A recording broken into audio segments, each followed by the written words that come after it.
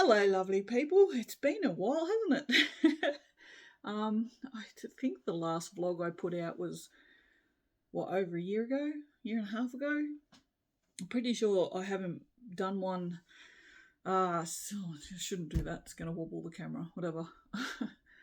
Since I moved. So one or two things may have happened since then.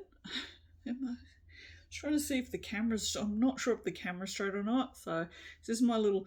So this is a new thing. As you can see, I've got like a little vlog space now, which is kind of great. I've put all my favourite things up here. You can't see some of them. You can see some of them. It's my car. I had that car. Yeah, for real. It's a Mitsubishi FTO. It was wonderful. So I think the last one... I think I was packing to move. And then when I moved, I videoed everything. And then for some reason, I deleted all the footage, or I've put it on something and it's got... I don't know. The footage has disappeared.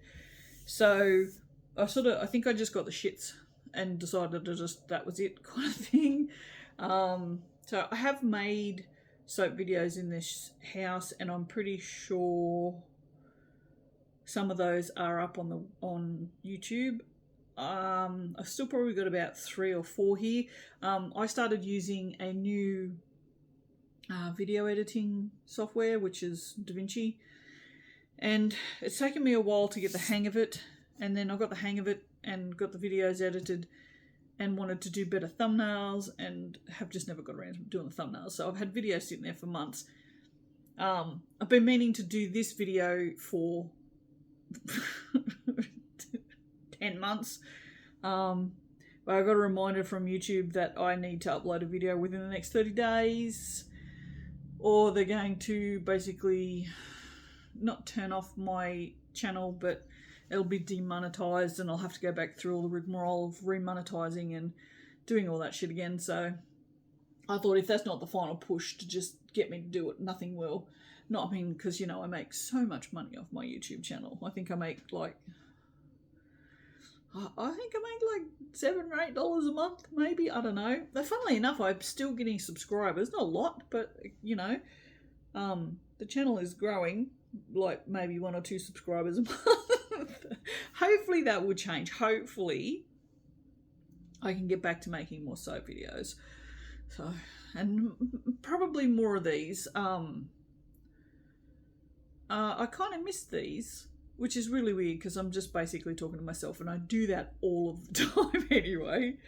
But I think on the vlogs I kind of enjoy the comments, because it kind of feels like a conversation, whereas when I make soap, it's more just you watching me make soap, do you know what I mean? Whereas this, like, I'll say something in this video and then someone will comment on something that I've said, and then I will comment back, and it kind of feels like that conversation. So, but yeah, okay, so I've got a little list written down here so I can try and remember to tell you all the things that I need to tell you. Well, I don't need to tell you any of them, but you're here, you're watching this, so you must be somewhat interested in what's happening in my life.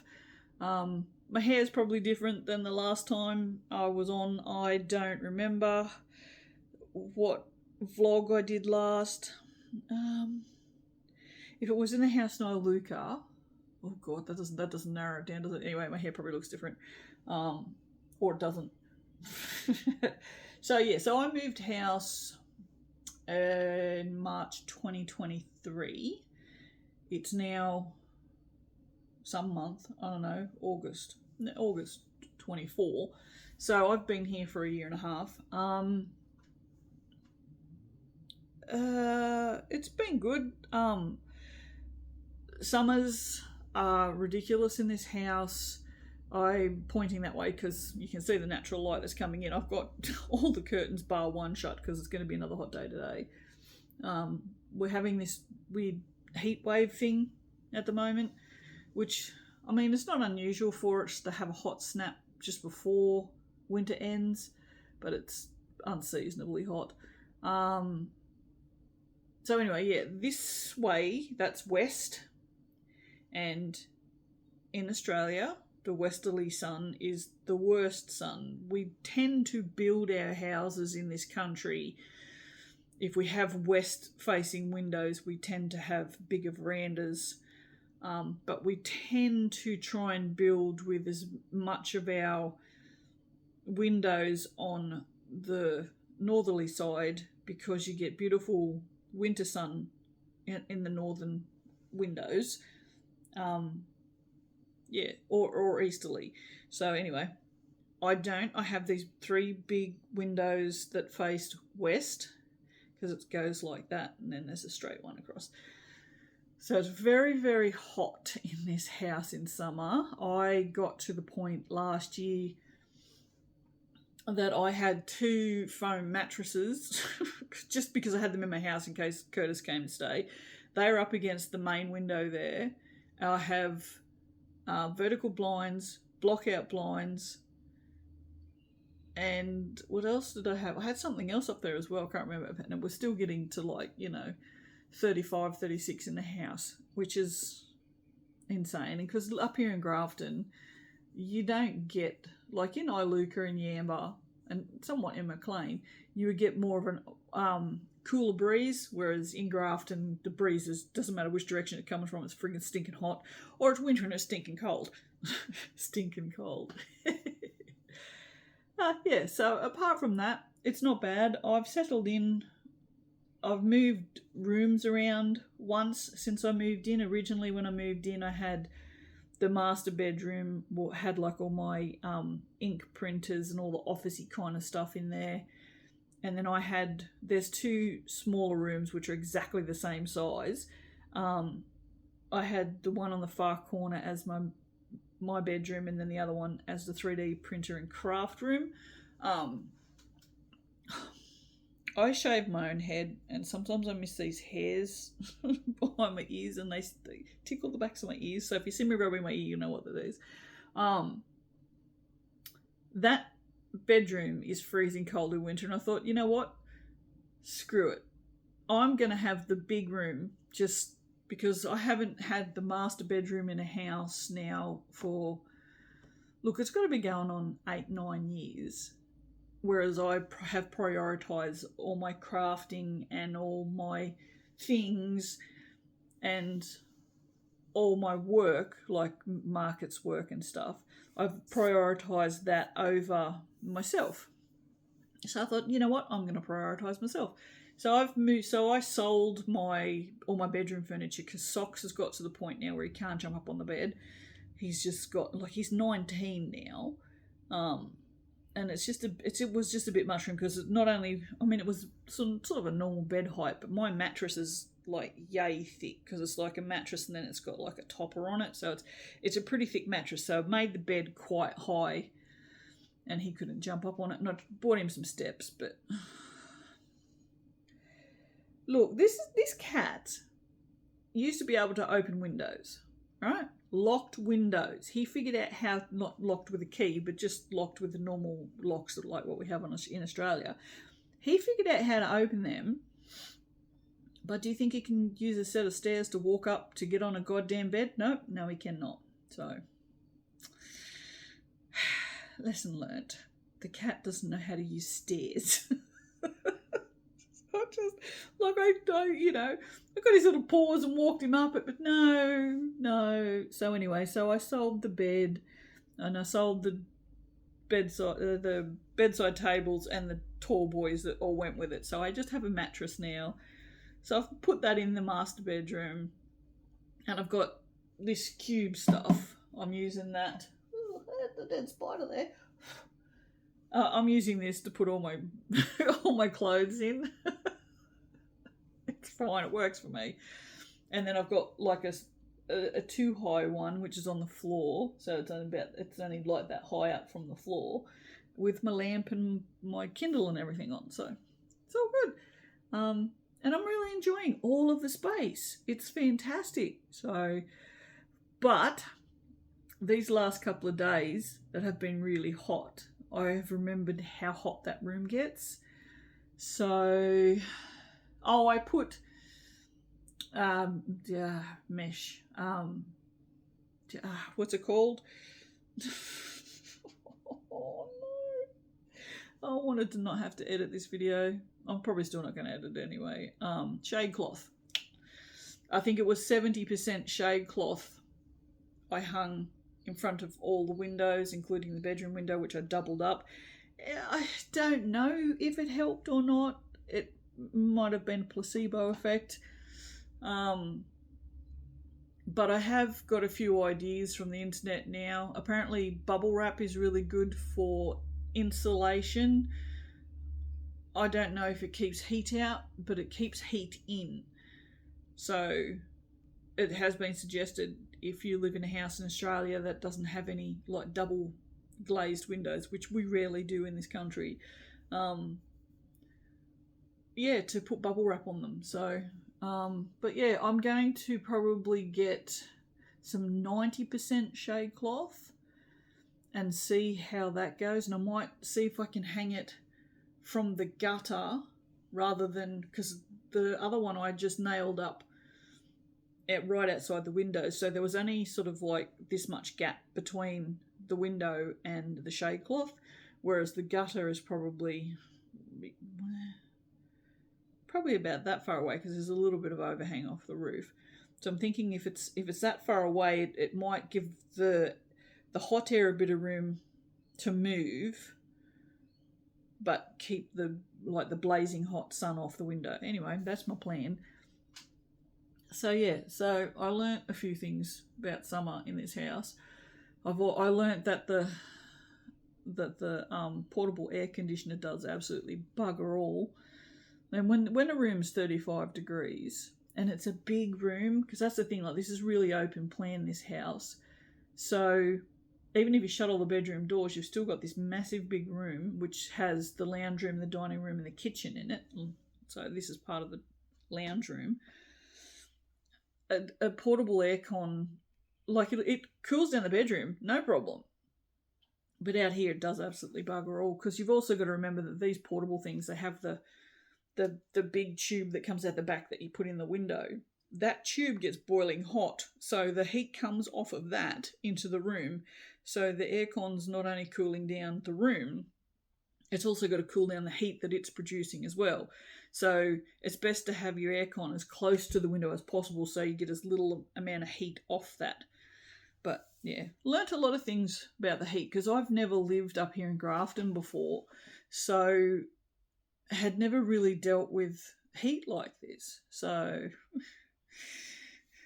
being August, I'm a little stressed. Anyway, so let me have a drink. Back on the Pepsi. I went off the Pepsi Max there for a while. It started tasting really weird. And I was like, I can't, and it started making me feel sick. I was like feeling sick all of the time when I was drinking it. So I went off it and I was drinking Sunkist Zero, which I really like because I love orange. And then I got COVID. I got COVID, people. I got COVID about 2 months ago. Yeah, it would have been 2 months ago for the first time. Very first time. And it's only because I work now, so that's another story. Got COVID, which was honestly, I was so sick. I was so sick. I cannot believe how sick I was. And I don't generally go around telling everyone how sick I am. Well, I whinge about the things that are wrong with me, but oh Christ, I was so. If someone had to come and looked after me, I would have been so happy. But lost sense of smell, lost sense of taste. That, my God, if you've had it and you know, it's like, if you know, you know. But that loss of sense of taste is weird. Like, you put something in your mouth and you expect it to taste a particular way. When you put something in your mouth and it doesn't taste like anything, it's just, it kind of defeats the purpose of eating, really. I mean, we've got to eat to live, but because when you got COVID, you're like super sick anyway. I think in 3 days, was it 3 or 4 days, I had 2 pieces of toast because I just felt like shit anyway, and I did start to get nauseous there, like on them. I'm pretty sure I had COVID for 2 weeks, but the first week, I didn't know I had it for the first entire week, and I went to work every day, and I also did a market because I didn't know I had COVID. I literally thought I had sinus, right? Because I get sinus all the time. You've heard me whinge about that many times, and I get all this pain all in here, and then all in behind my eyes, right? And this all week I had this pain and I had headaches, but I've been getting headaches a lot because of the old lady stuff, menopause. So I had headaches and I had sinus, which are just completely normal things for me. I had no sniffles, no fever, no cough, no symptoms of a cold at all, right? I just thought I had sinus. I was even telling people at work, because I said sinusitis. And they said, what the hell is that? So, I was telling them about sinusitis and how it's, what it is and blah, blah, blah. And, so I went to work for a whole week with COVID, didn't even know I had it. Then did the markets on Saturday or Sunday. Might have been a Saturday. It was a Saturday. And someone was buying melts. And I still felt fine. I didn't even have a headache or anything that day. And I said, oh, yeah, this one's lovely. And I picked it up, opened it, smelt it, and went, oh, that's not very strong. And I said, there you go, smell it. And they said, oh, no, it's all right. I'm like, well, that's a bit weird, but didn't sort of really think anything of it, just thought, oh, well, I've had sinus all week. Sense of smell's a bit fucking mental, and really didn't think anything of it at all. And then I got home that afternoon, because that market was in Yamba. So that must have been, was that Easter? No, that was the winter market, I think. Oh, I don't know. Anyway, it must have been the winter market. And unpacked the car and thought, oh, Jesus Christ, I'm tired. I just feel like shit, And so I think I had something to eat and went to bed. And then woke up on Sunday and I was sick as a fucking dog. I was like, oh my God, the chills were the worst.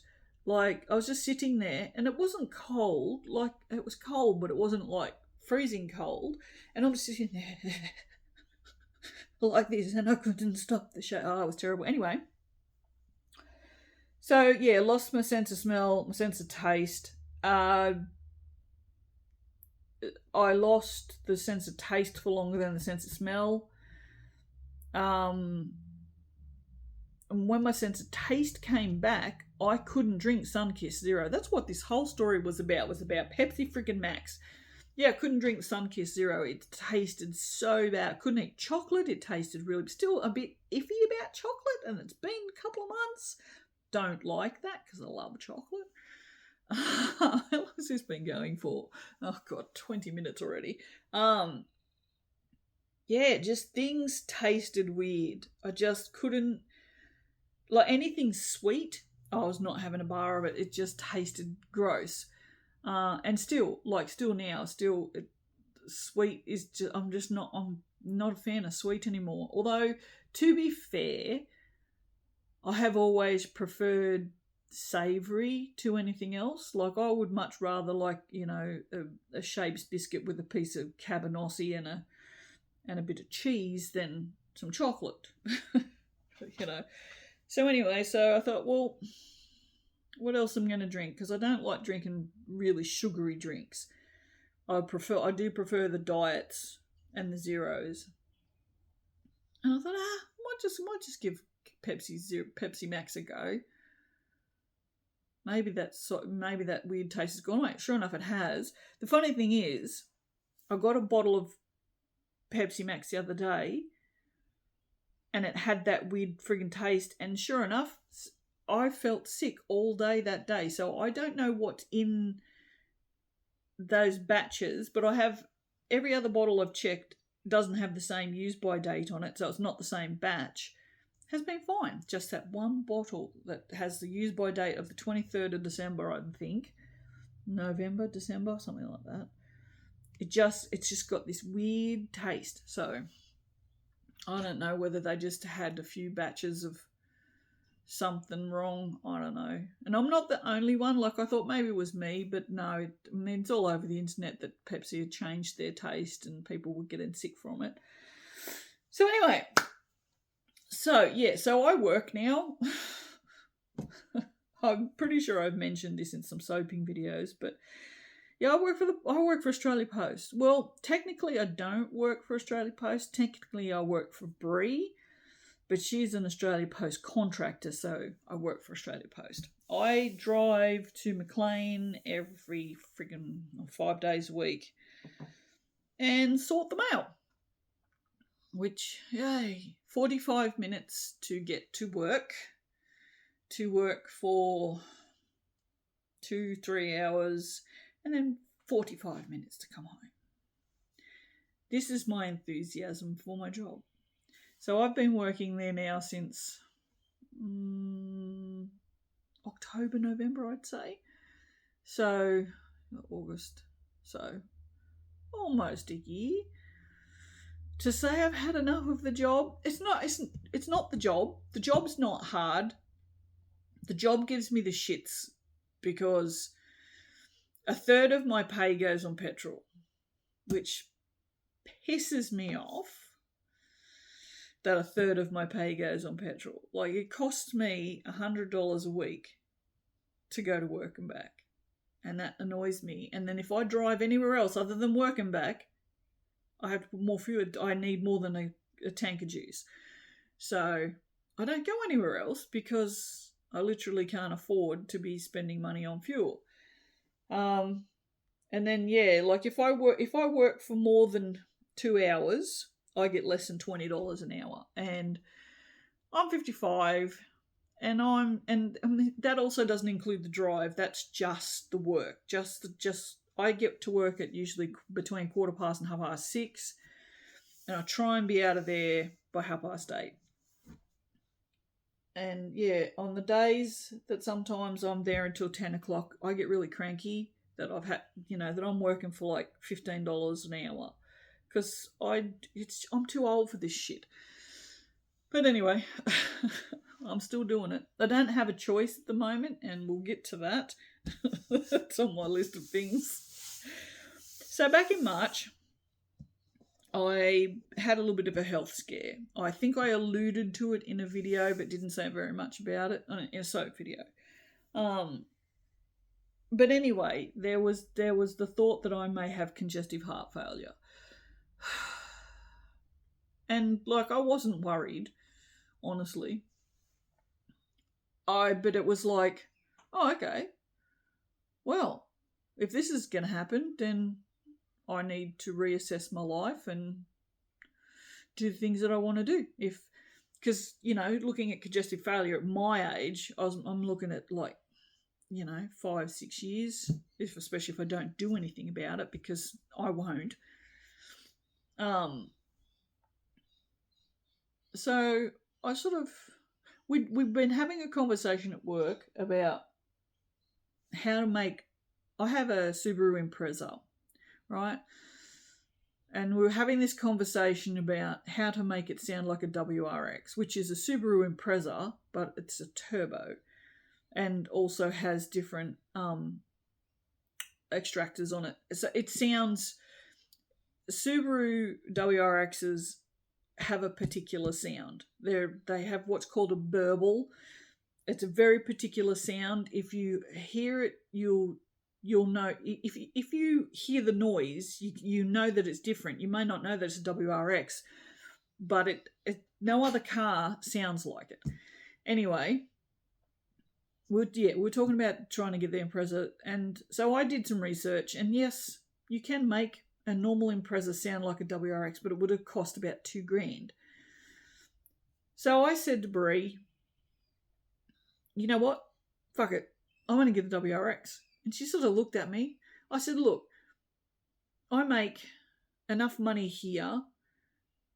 I make $200 a week I'm going to save $100 a week, and at Christmas time I'll have enough money to buy WRX.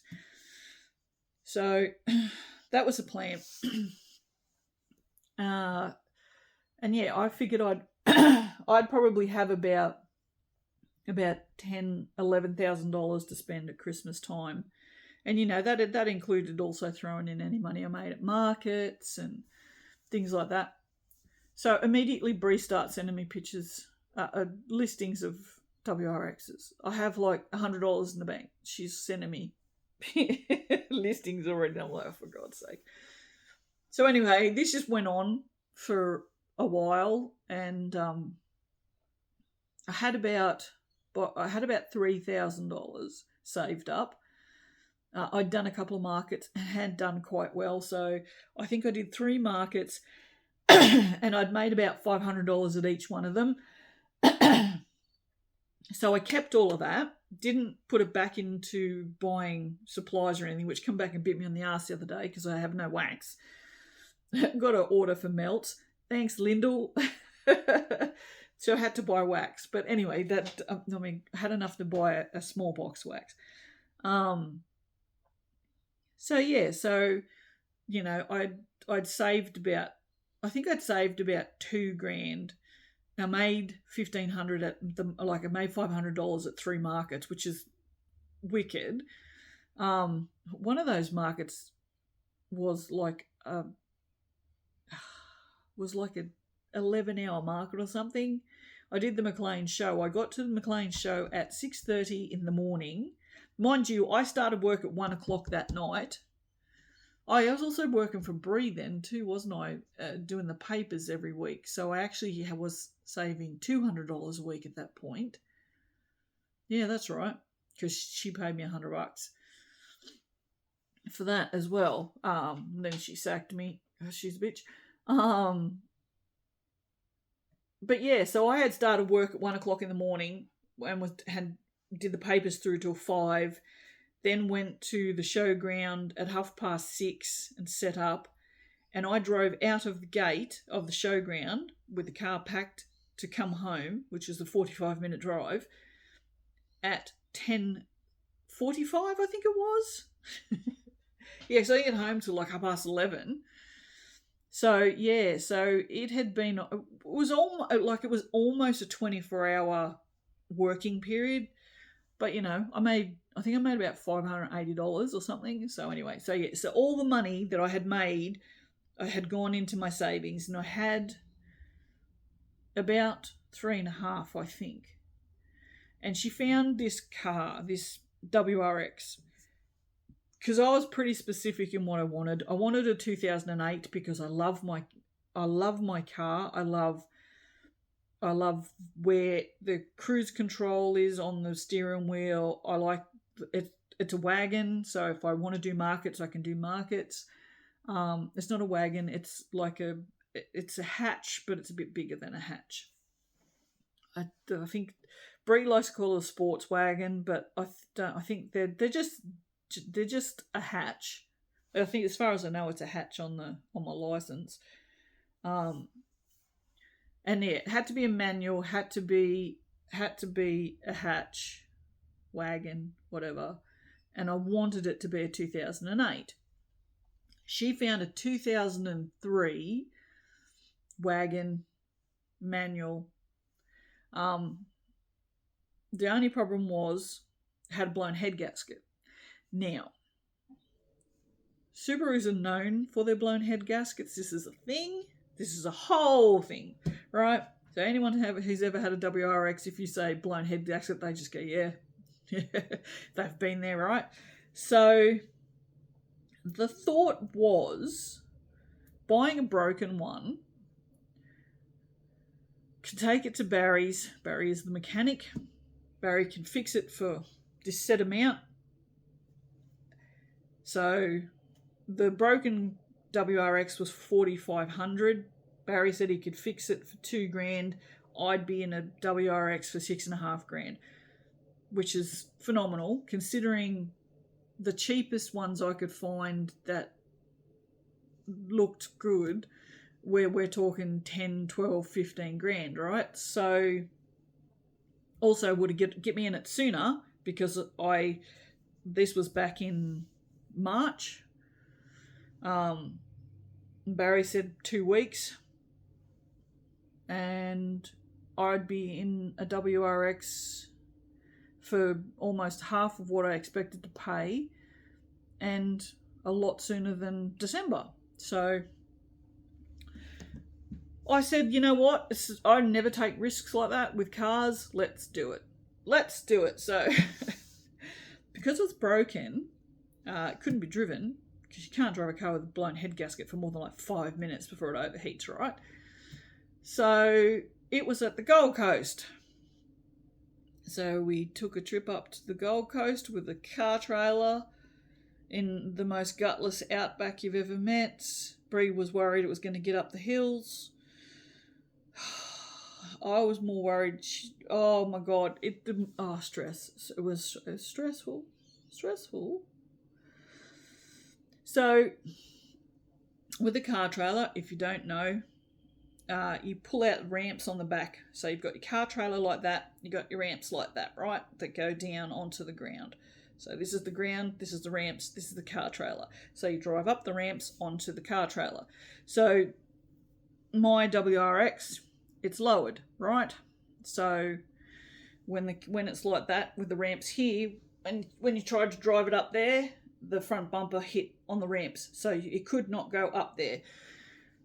Luckily, these people had a sort of a slopey driveway, so we managed to get it so that the ramps were basically flat, so she could drive the WRX onto them, and then it worked, right? So all the way back from the Gold Coast, she's stressing about whether or not because there's 2 mountains. There's one at Knockrow Castle and one back before Knockrow, I think, which is fairly high, which actually have like a slow lane for trucks and that to go up, because they have to go up and pretty slow. And she's stressing that she's not going to make it up these hills, these mountains, hills, whatever you want to call them. I was stressing for the whole 2.5 hours, 3 hours, however long it took us to get back, might have been more like 3.5 hours, how to get the WRX off the back of the freaking car trailer, because we needed a slope, because we couldn't take it straight off like that, because then the bumper would hit as it came down like that and would just rip my front bumper off.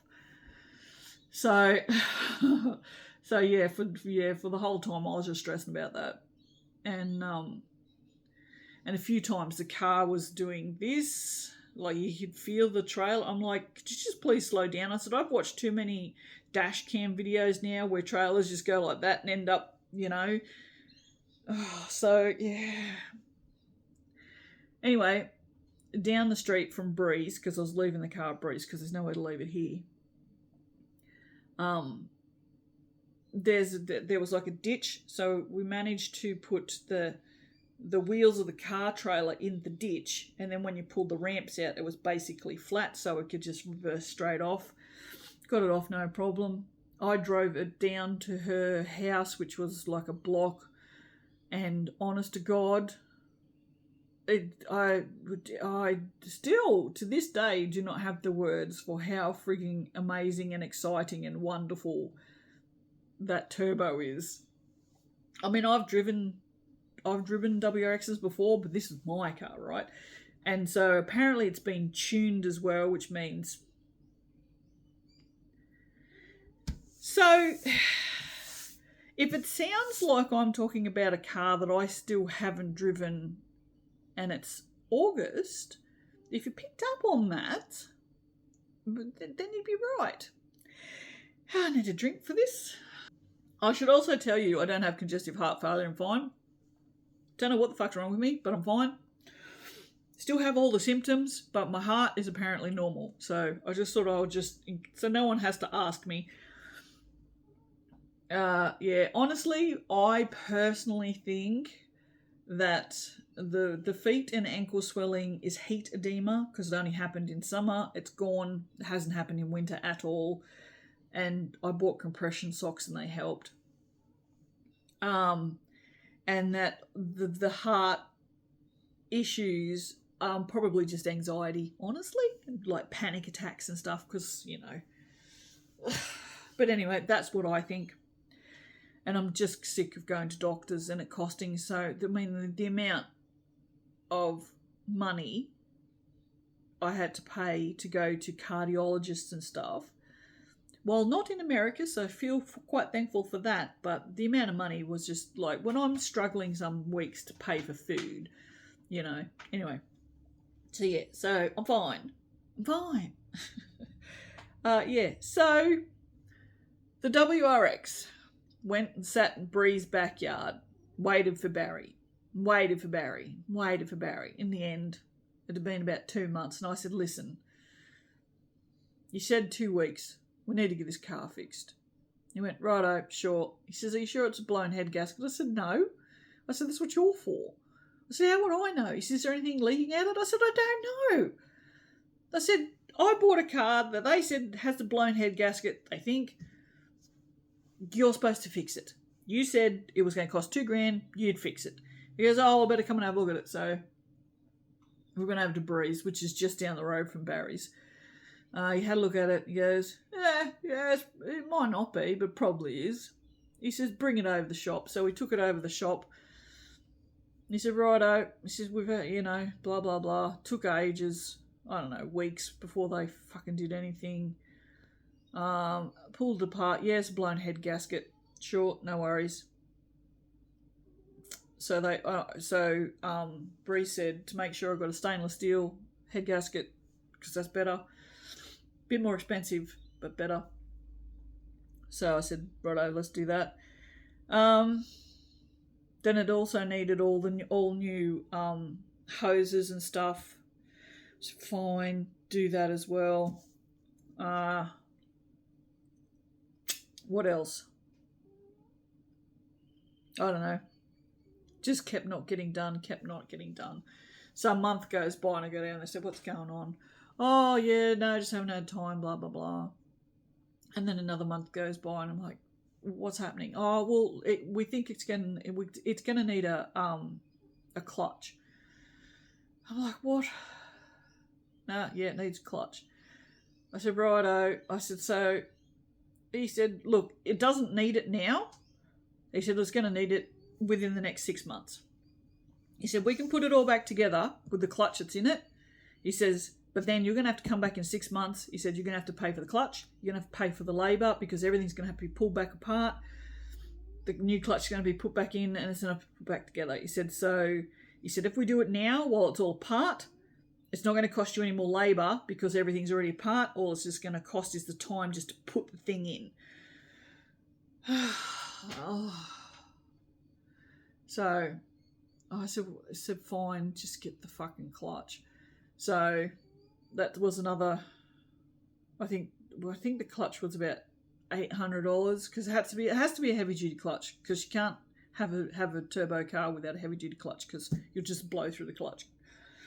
So we got that, and then it looked like everything was going to be fine, and then I don't know, something else happened. And another month went past, and another month went past. And it's like, fuck, I was just getting so angry. I got to the point where I was just going to just tell them to shove the car up their asses, honestly. I got really angry. And the thing is, if it had been done in the time frame, because, there's no, ignore that. He started to put it back together. Not Barry. It's Sam who's working on the car. It needs a camshaft. My voice went up then because I don't know. I'm pretty sure that's what he said. Can't buy them, apparently. You can buy a camshaft kit, which is all 4. I think there's 4. But they're like $1,200. And they're not normal camshafts. These are engineered camshafts. we only need one. And I also don't have another $1,200. So they know someone who's pulling a WRX engine apart and they can get one. And I said, righto. He said it'll be 2 weeks. I went, righto, sure, no worries. I don't know why I still believed them. So 2 weeks came and went. I said, what's happening? Oh, yeah, no, haven't heard back from him. He hasn't pulled it out of the end. He's pulling the engine apart. He hasn't pulled it apart yet. Another week goes by. And I'm like, what's going on? Nah, haven't heard from him yet. And then the Impreza starts playing up. All right. It's also due for Rego in 2 weeks from today. And I'm like, oh, fuck, what? So it was getting really hard to get it into gear. So we just thought it was a selector bushing. I don't know, selectors, whatever. And it's just every day, it's just getting harder. So I had it booked in for the Monday. I went in on the Thursday to Barry and said, I'm a bit worried. It's getting really, really hard to put it in gear. And he goes, listen, if you can hang around for like 4 hours, he says, I could probably get to it today. And I said, well, what am I going to do for 4 hours? I can't go home and come back again because I don't want to drive it. Anyway, so I said, no, listen, I'm booked in for Monday. It should be fine. I've only just got to go home, come back, go home, come back. There's like 4 trips between now and Monday. Should be fine, right? He goes, yeah, it should be fine. So I'm like, oh, I'm going to take that. So I drove home on Thursday, did as few gear changes as possible because, like, you had to get into gear, right? Yeah. So Friday morning, I get in the car, put my foot on the clutch, try to put the car into reverse. Can't put it in reverse. It just wasn't happening. So I pumped the clutch a few times. Sometimes you have to pump the clutch while it tries to get it into reverse. That's kind of normal. That car's always done that. It's not the only car I've ever had that does that either. Then I tried to put it in first. Wouldn't fuck out first. Try to put it in any gear. I could get it into third. That was it. Couldn't put it in any other gear. Couldn't put it in reverse. And then my driveway is like this, right? So my driveway it's on a slight slant where the car sits. Then it goes like that. And then it comes down like that, all the way down to the street. And I'm 3 houses back from the street because there's a house at street level. Then there's this house, but on its side there. And then I'm here this way. So it's a pretty long driveway. It's also quite steep. It has drop-offs on the side, so you have to be really careful. People won't drive up this driveway because they don't want to reverse. I don't blame them. Me now, I love the driveway now. But originally, yeah, I was terrified of it because literally, if you drive off the side of the driveway, because there's probably about this much room, I'd say, between the driveway and the fence, and it's got grass or garden or whatever in places, but the drop-off's like this. So if you drove off of it, you're fucked. You'd have to get a crane or something to come and lift you out. There's no way you'd get out of there. So yeah, car won't go into reverse, and I didn't know what to do. So I rang Brie up. I was in friggin' tears. I don't know if it was because I was angry or I don't know. I was just. So I can't come to work. Can't get my car in gear. She said, "Oh, I wish you'd rung me like 15 minutes earlier." I said, "Why?" She said, "Because I just fucking drove past your house." Because she goes to Coffs every day on the highway. So she had just headed back. She could have literally stopped in and got me. And she said, "Well," she said, I told her what was happening. She said, if we can get it into third, she said, "I can drive it to Barry's." I'm like, what? I said, you can't drive all the way to Barry's. It's like a 45-minute trip on a friggin' motorway. She says, no, it'll be fine. She said, I can. She said, if we can get into third, she said, I'll get it out on the highway. She said, and I can get it down there. So righto, so she came with another car, another Subaru, funnily enough. And she managed to drive it all the way down to Barry. She got it into gear. She said she just got it into fifth, chucked it on cruise control. She said the only time it was a problem was she stalled it when she got in Barry's driveway. So anyway, so it was booked in for the Monday anyway. So that wasn't a drama. But I was freaked out because, so I got to Barry's and I'm like, righto, no worries, they'll work on it on Monday, it'll be fixed. So I'm doing my work on Friday morning and the phone rings and it comes up as Barry and I'm like, okay, that's a bit weird. And hello, he says, it's not the selectors, it's the clutch. And I said, what? He goes, yeah, no, the clutch is gone. And I'm like, oh, how much is that going to cost? He says, about $1,200. And I just lost. I started crying, which I'm really embarrassed about. So I'm backing away from the camera and looking over here. Body language. I'm so fucking sorry. He goes, no. He says, listen. He says, we'll just leave it for now. He said, I just want to let you know. He said, come in and have a chat to me after work and we'll see where we're going from here. So apparently he's dealt with, upset women before. So I was freaking out because I've been paying him off. Every week I've been giving him $100 for the WRX, right? So I was in credit down at Barry's. I had $2,700 in credit, right? So when they took out, hang on. Okay, so what I owed them was the head gasket kit, the clutch kit, a timing cover, and a hose kit, right?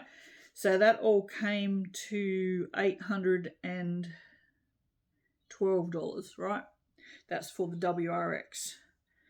So I had $893 credit left over.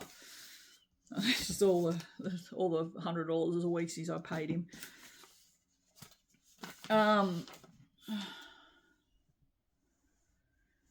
So I knew that there wasn't enough on that account to pay $1,200. So I had no clue where that was going. And plus the money, I didn't want to use the money for the WRX because the WRX still needs to be paid for.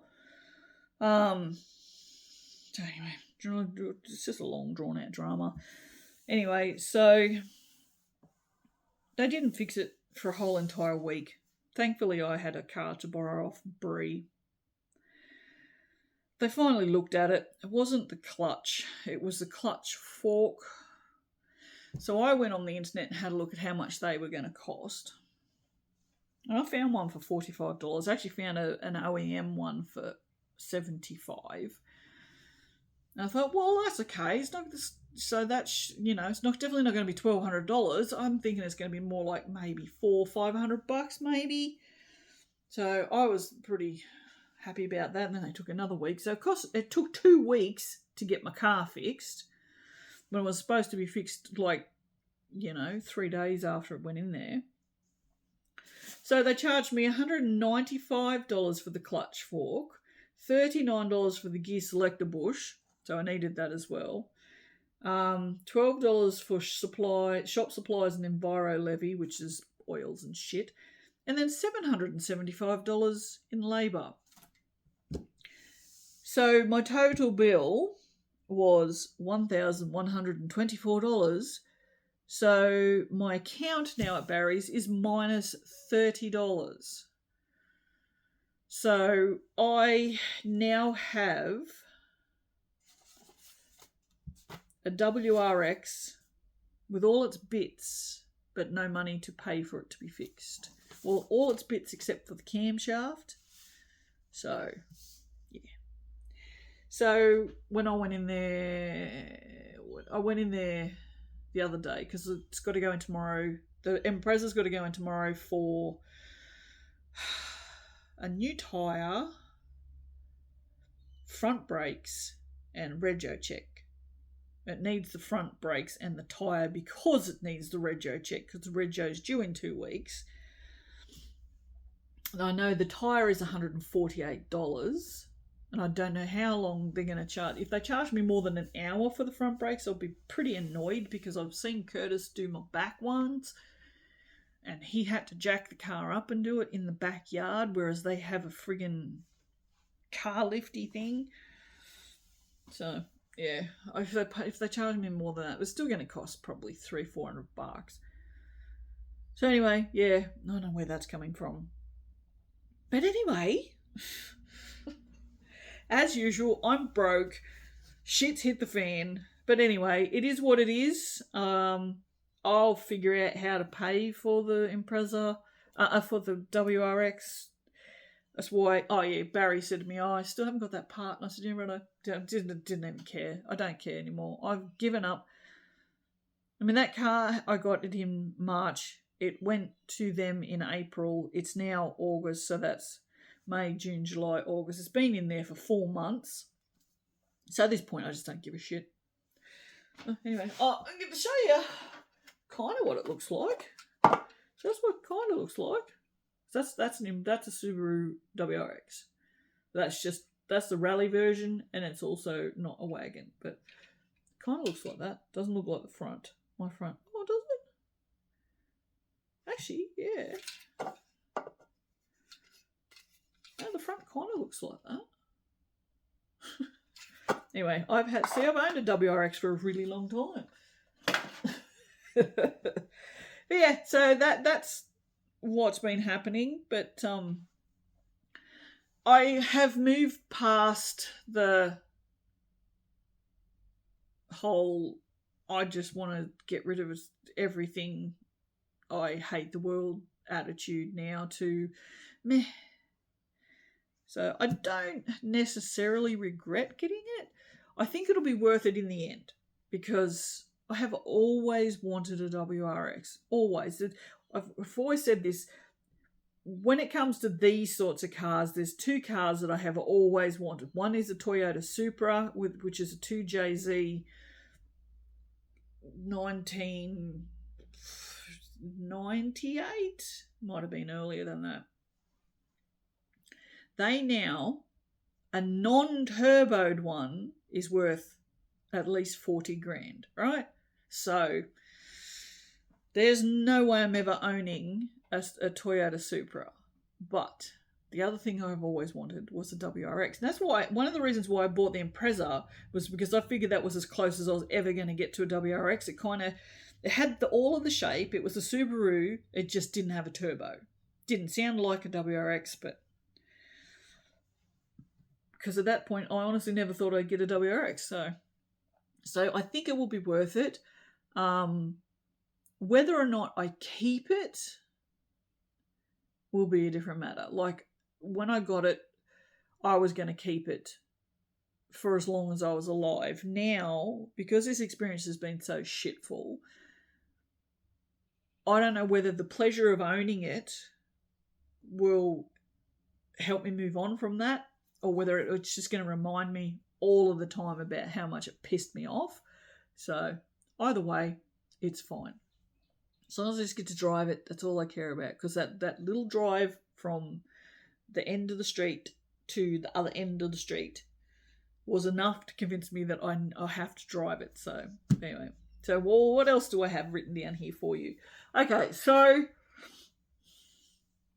if you don't visit the store very often, I have new things in store. I didn't bring one of the things over. I have soaping aprons that guys might like. I think they're pretty spiffy. I was going to actually put mine on. I forgot. I've got my skull shirt on. I love this shirt. They say I am the soap dealer they told you about. So I have those. I have a whole bunch of snarky enamel pins, if you like enamel pins. Plenty of those. Aprons. And I also have brand new, I only just put them in the store this past week, is perfumes. So I mean, this is something I've been sort of thinking about for a while, but not really, because dealing with fragrances is a little hard for me because I'm so sensitive now from dealing with fragrances for so long that smells on my hands and that just has become a lot. So I tend to not, like, I mean, just sitting here talking to you guys, I'm already blocked up. And it's probably because the perfumes were sitting here. There's nothing wrong with them. It's me. It's totally me.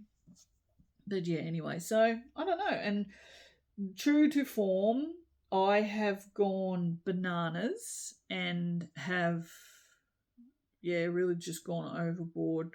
It started out wanting to make these, right? These little spray ones.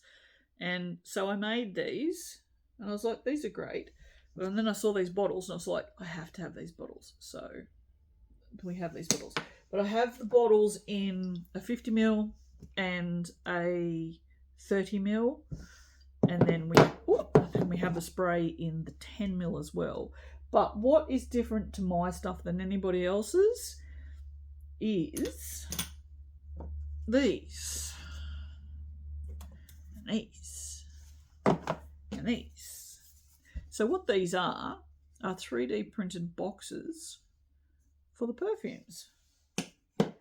As you can see, I'll just put all these back over here out of my way. Here is one of the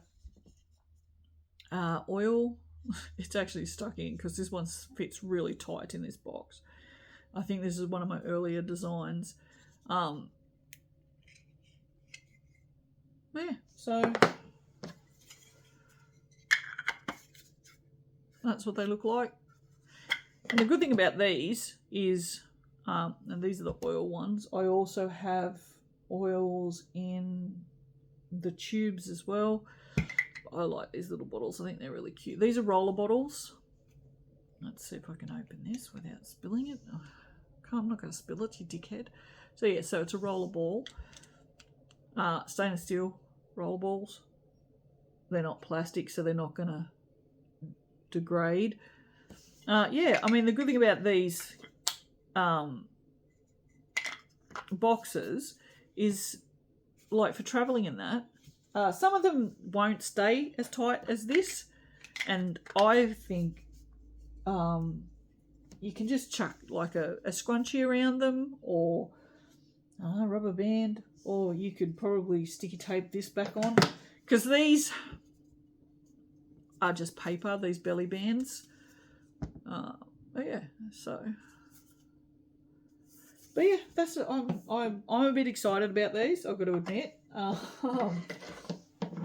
And yeah, I've just added those to the website. But what I'm adding to the website today and tomorrow are these, which is my collection sets. Oh, this one's actually not even done up.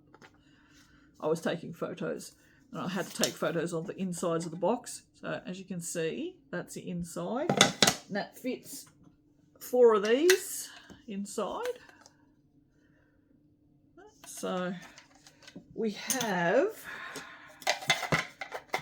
1, 2, 4 normal ones, which is this one, which is Aromatic Adventure. Now, these are all alliterative because I love alliteration.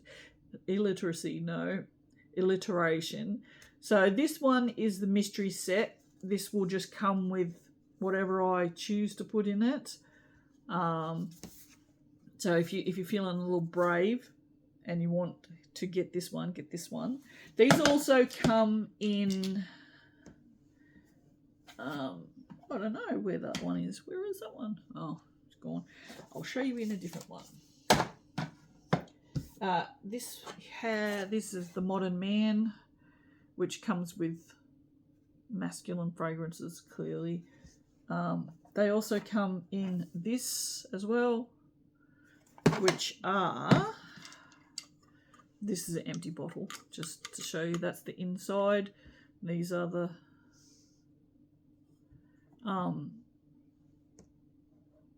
these are the bottles. These are 2 ml oil bottles. But these, the good thing about this is the thing that I have really learnt about these fragrances is I prefer the oil to the spray. But in saying that, I put on some of these are dupes, some of them are not. It's written on the webpage, if it says inspired by, and then like Murderous Monarch is Killer Queen by Katy Perry. Gabrielle's Whisper, that is Coco Chanel's Mademoiselle. I thought that was clever because her name is actually Gabrielle, I don't know, one of those.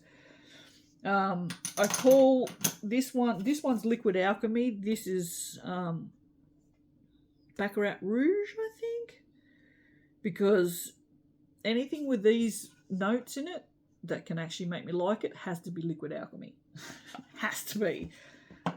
Some of the names are funny, some are not. I have like Flower Bomb is called Floral Detonation.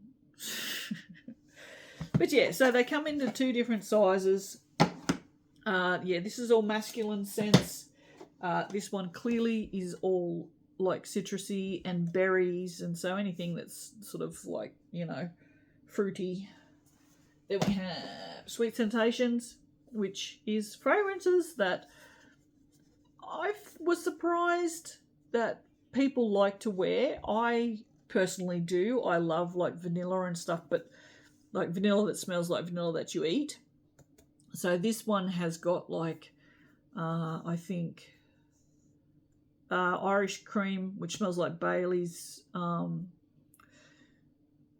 Cocoa Dream, I think, which smells like Tim Tams, Magnificent Mint, which smells like mint slice, and I can't remember, Sugar Rush, which smells like 100,000.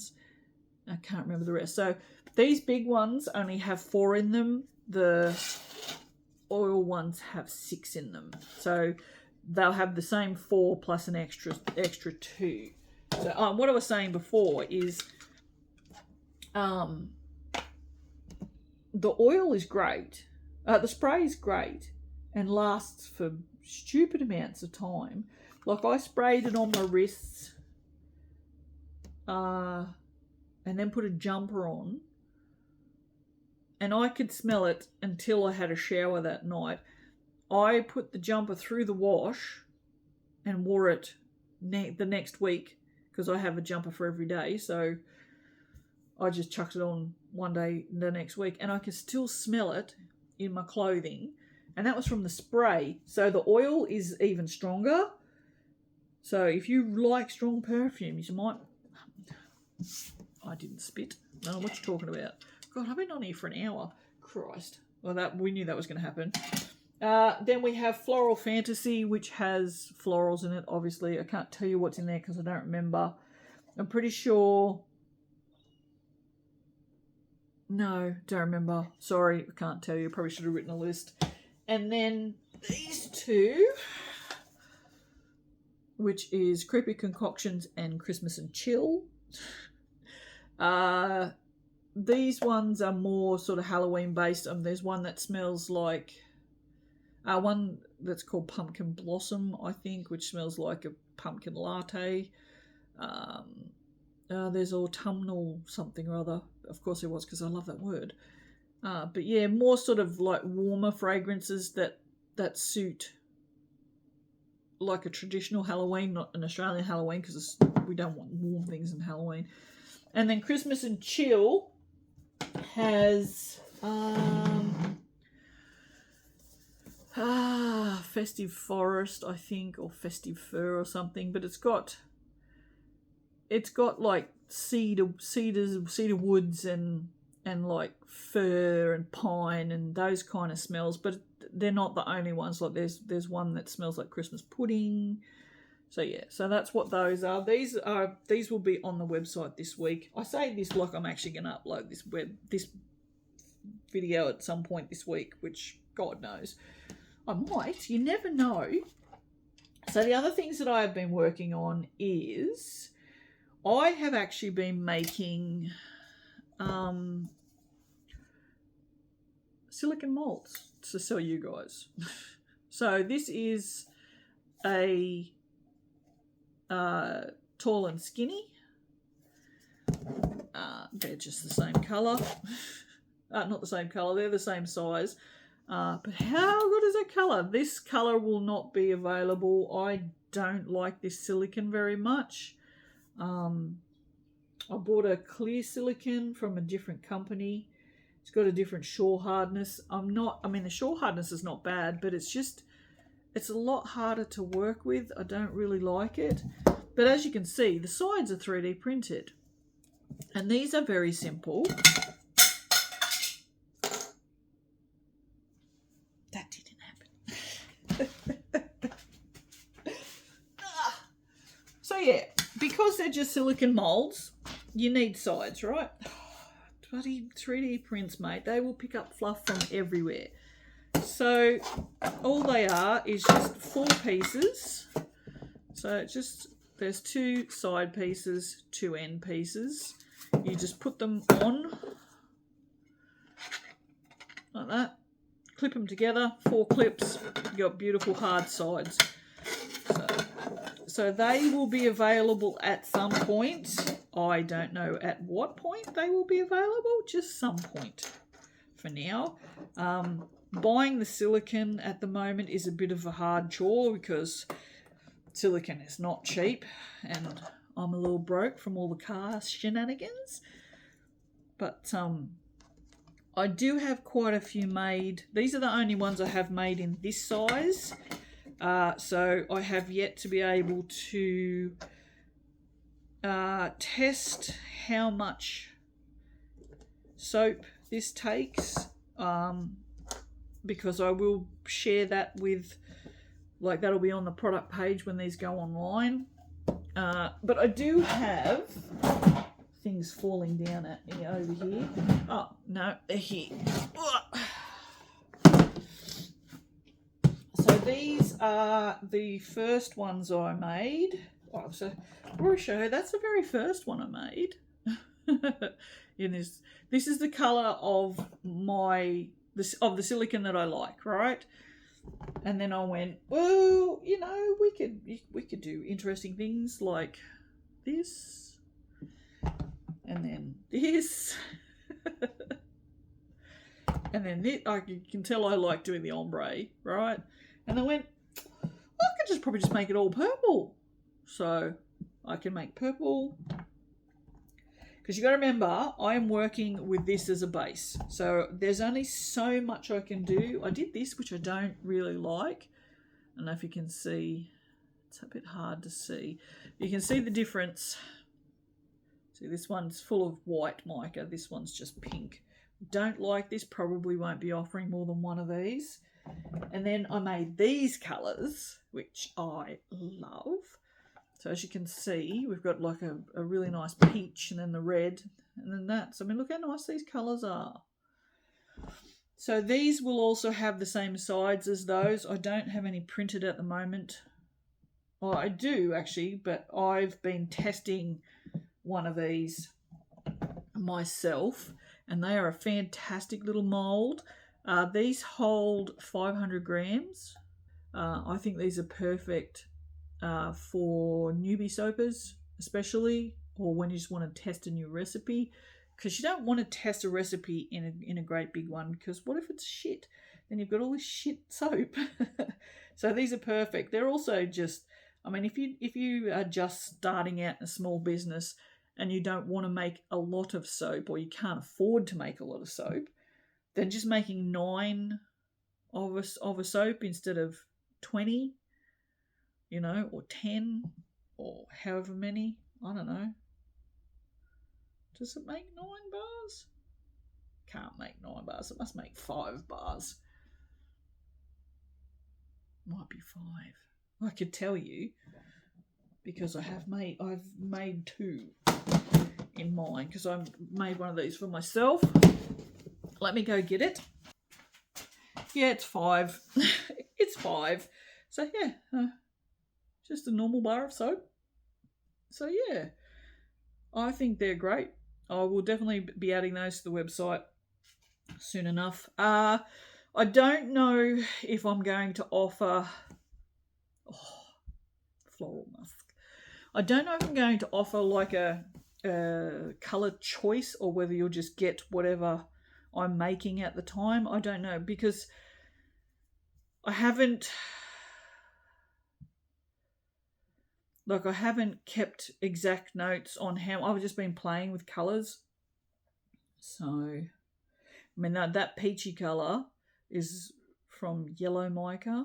Anyway, so yeah, so that's those. They will be on the website soon. What else? These.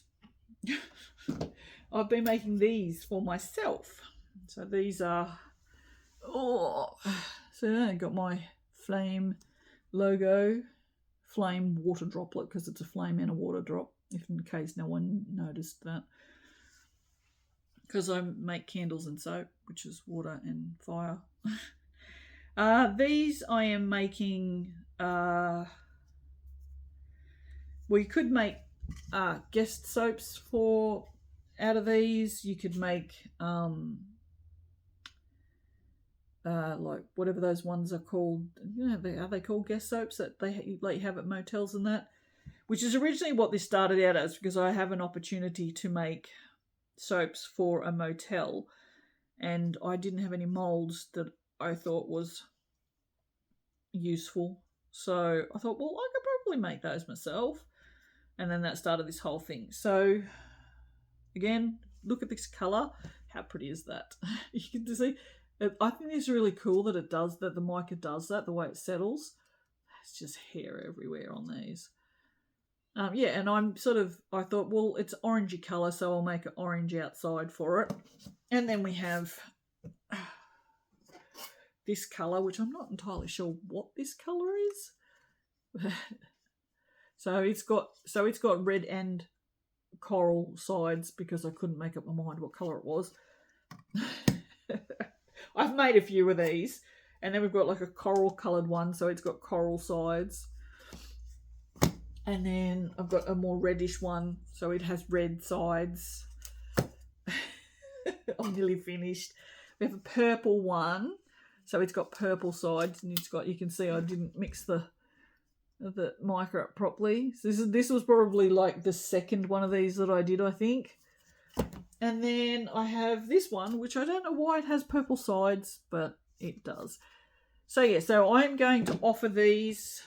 I also have square ones as well, which this one has no sides, and you can see this was all just the leftover bits, which is what I do. I'll show you. So whenever I am pouring silicone, if I have a little bit too much left over, I'll always have a mold on the side where I can just pour. And this has got two different colours in it. So yeah, and then eventually it'll fill up and it'll be a mold. The only thing you have to do if you're doing silicone yourself at home is don't pour different shore hardnesses into the same thing because it'll warp it. But yeah, so I will be offering these as, not these ones with my logo, but I will probably be offering this as a service. I don't know when, to make silicone molds with your logo in them or with no logo in them, and then your logo will be an added cost. So, but that will not be, it's not going to be a cheap service. Like, I like to do things as cheap as possible, you know that, but the price of silicone,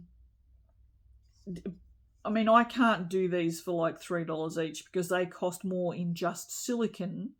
Like that mold, don't even talk about the 3D printing or anything. Just the mold itself costs more than $3 in silicone. So there's no way I can say, well, you can have these for $3 each. That's not going to happen. So I haven't worked out all the costings, but they're going to probably be like these.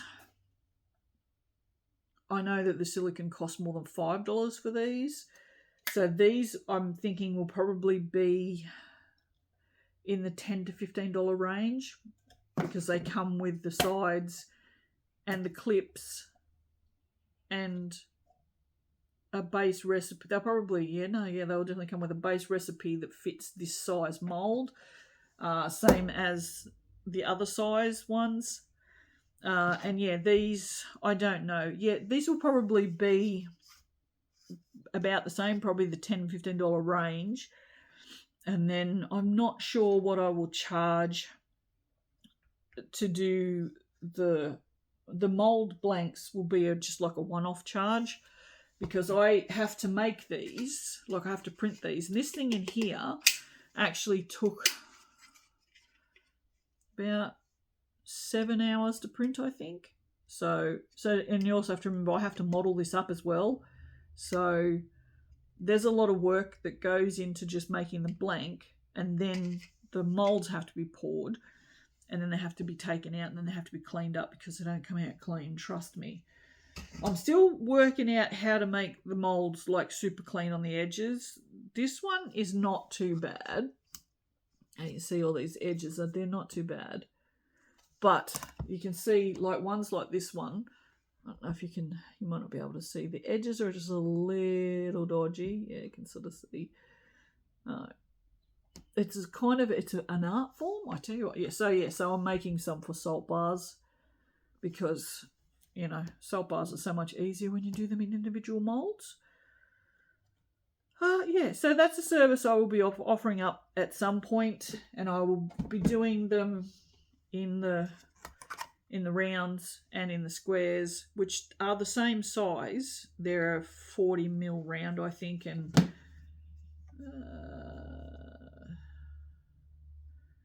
1.5 high. I don't know. I mean, I will be able to do them at different dimensions, but that will cost more, because I can do this fairly easily without my logo, because I've already got all the basics made for this size. Whereas if the size has to change and the logo has to change and all of that, then that just, funnily enough, having started working at the post office, I have finally understood that my time has worth. And up until now, it's just only taken me 55 years, but up until now, I have never charged enough for my time. I've always sort of just looked at the cost of materials and then put a price on things. So I have sort of been doing myself a very, very big disservice all these years. Like, I still don't want to charge heaps of money for things, because I just don't think it's fair. But in saying that, I also don't want to undervalue the amount of time that I spend on things, because I am a perfectionist and I like to do things as best as humanly possible. I'm a human, so, well, we think anyway. So that's everything that's sort of physically here to tell you about. So I need a drink, because I've been talking for 1 hour and 20 minutes now. Okay, so things that I can't show you. Oh no, I can show you one more thing. So I have these, and you're like, what the hell's that? I've been working on these for a while, trying to get this stupid friggin' thread right. These are travel soap containers. These are the soaps that come out of these. So I had the idea. It's lovely and neat too. Like, the thread is beautiful. Look at that thread. Look at it. It's so nice and neat. The colour, meh. These come out of here. These were, you can't even see that. Yeah, so that's from out of there. So these are sized perfectly for those molds. They can be changed. But I had the idea of making travel soaps to sell at the markets. Silicone. It's always getting fur and friggin' hair all over it. And I thought, well, why don't I make a little container? Because I've made like soap containers for Kerry before. So why not do a little screw lid one that you could take? Like, this would be great to just chuck in your bag if you're traveling around in a caravan or, whatever. You're just going away for 2 nights or something. And then that way you're not going to get soap in your makeup bag or whatever. I'm also going to make them with holes in the bottom, and I'm going to make them in different colours. But I'm going to make, this is why I have so many of these round moulds, is I'm going to make a whole bunch of different coloured ones and different scented ones and sell them in packs. So they're be like travel soap packs. But anyway, yeah. So, no, can't see that. It's a bit wobbly. So I'm pretty happy with that. It took me age. It took me about, 4 or 5 prints to get that right. And also I had to figure out which printer does them, because they don't, I can print these jars on 2, I think. One of them or it's only 1. No, I think it's only 1. The other 2 they're a little untidy, so, but yeah. All right, so planners. I know you haven't all, but some of you have been asking about the planners. I did answer someone on Instagram, but yes, the planners are coming. The planners this year are going to be a little bit different in that they're not going to be colour on the inside anymore. Having to do different colours to match different covers, that was too many words, limited me in what I could do. So this time the insides are just all going to be grey and black, and then there's going to be a whole array of different covers. So, or if you want a custom cover, that is also fine. Ask Kerry, she knows, she got a custom cover. But yeah, I don't even know if that was folded up. In the insides I have done, there will also be more choices for layout. I've done 4 or 5, I think, different weekly layouts. Everything else will be the same. Maybe I might change the monthly layout. I don't know. Also, last year we had the divider page with the tab on it, which had the monthly calendar on one side and the goal prompt things on the other side. That won't be in it anymore. If I can get this to work, which I've had a few successes, we'll be having like I want to say perspex, but it's not perspex, it's acetate dividers. So with the months on them in black vinyl. So that will be that, and they'll look very spiff, because they do look very spiff. I can probably show you. How long is this video getting? I don't want to edit this video, but I'm going to have to, because I keep getting up. No, I'm not going to show you because I don't want to get up again. But yeah, so yeah, I just thought it was probably a better way to do it by just doing like a unified in colour interior that would match any cover. So that way I can if I offer 50 different covers, which I don't think I want to offer 50, but I've probably got there's got to be a good at least half dozen there that I've found already that I really like, that I want to do as covers. I figure if I can do that, then it just gives you more choice. And, if someone likes a particular colour, it might be there. If they like a particular thing, like say they like astronauts, and I've got one that's got astronauts on it, which I don't think I have, but yeah. So the planners are definitely in the works. What else? Calendars are coming. they are also just something that I just haven't had a chance to get too into. I will offer the same calendars as last year, but with this next year's dates in them, obviously. And I have a few other ideas as well, so they are coming. Christmas colouring books should be up on Amazon sometime in the next month. I'm not making any Halloween ones because I made Halloween ones last year, so they're still available. They're just like creepy ones with all creepy stuff in them. I do have a kids one that I will be uploading for Halloween, before Halloween, fingers crossed. I didn't talk about my job, did I? I just whinged about driving down there. So the job itself, not too bad. Job.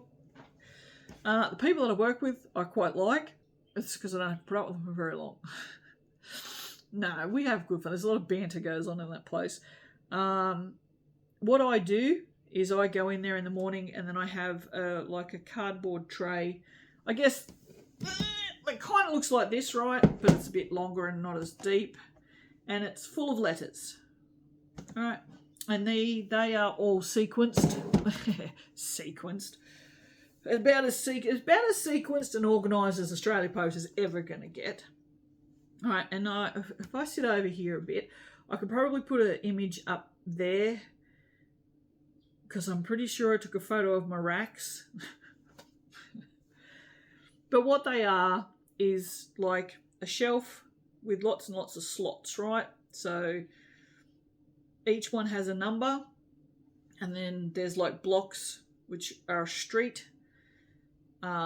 Sometimes you'll get all odd ones in a row. Sometimes you get all even ones in a row. Sometimes they're mixed. It just, the way the post run works, like what the postie does, is what order the racks are in. Because if it was just in order of, you know, A to Z, then it wouldn't be in order. Then the postie would just, it would be terrible. So it's in the order that the postie goes around town.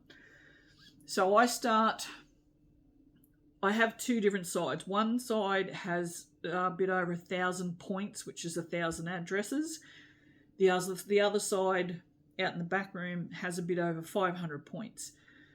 So I start on the big side. I always start out in the big side because that's where everybody works. The other little room, no one works. I have to work in there by myself. So I like to socialise when I first get to work.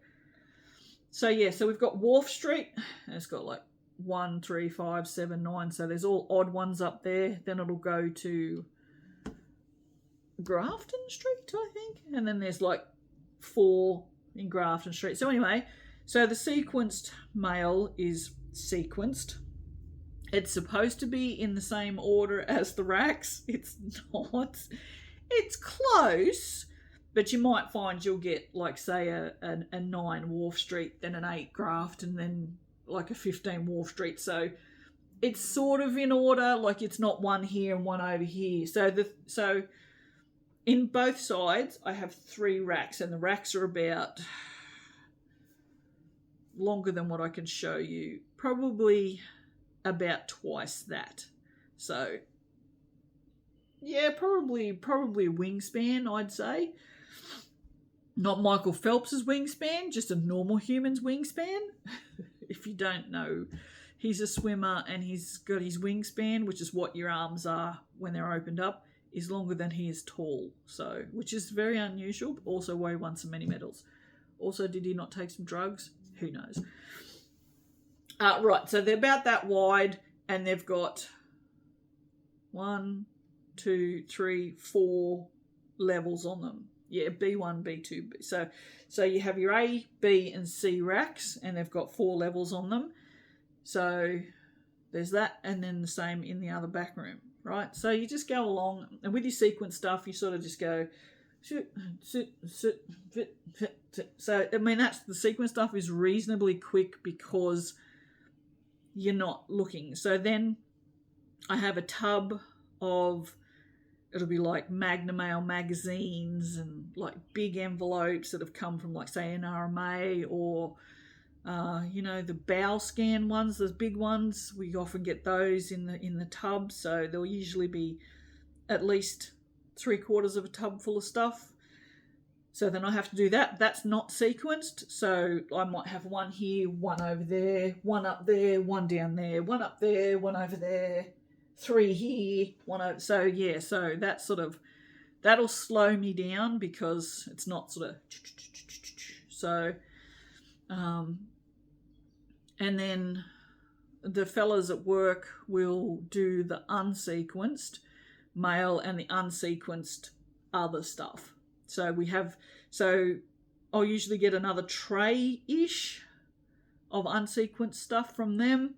And if Riley's doing it, it'll often not be my stuff at all, or it'll be on the wrong friggin' side, which slows me down because I'm standing here looking at this going, Cameron Street? Where's Cameron? Ah, fuck, it's on the other side. So it has to go out to the other room. Or it's like, wait, I don't have Tully Morgan. What's going on?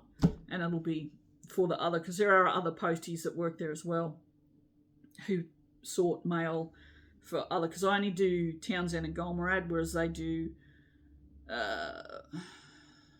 Broom's Head and wherever else. But yeah, so I have to do all of that. And then parcels, like parcels that you get in the mail, like not parcels that come from a delivery person, I do all of those as well. They have to be scanned. I have a scanner, so I will log into whichever postie's working that day. I log into their login, and then I will have to scan the parcel and then put it in its address, and then scan the next parcel, put it in its address, so on and so forth, on both sides. I do the same thing on both sides. If there's any registered mail or any parcels that won't fit in a mailbox, I'll have to write out the cards that you get to say you've got to come and pick up something from the post office.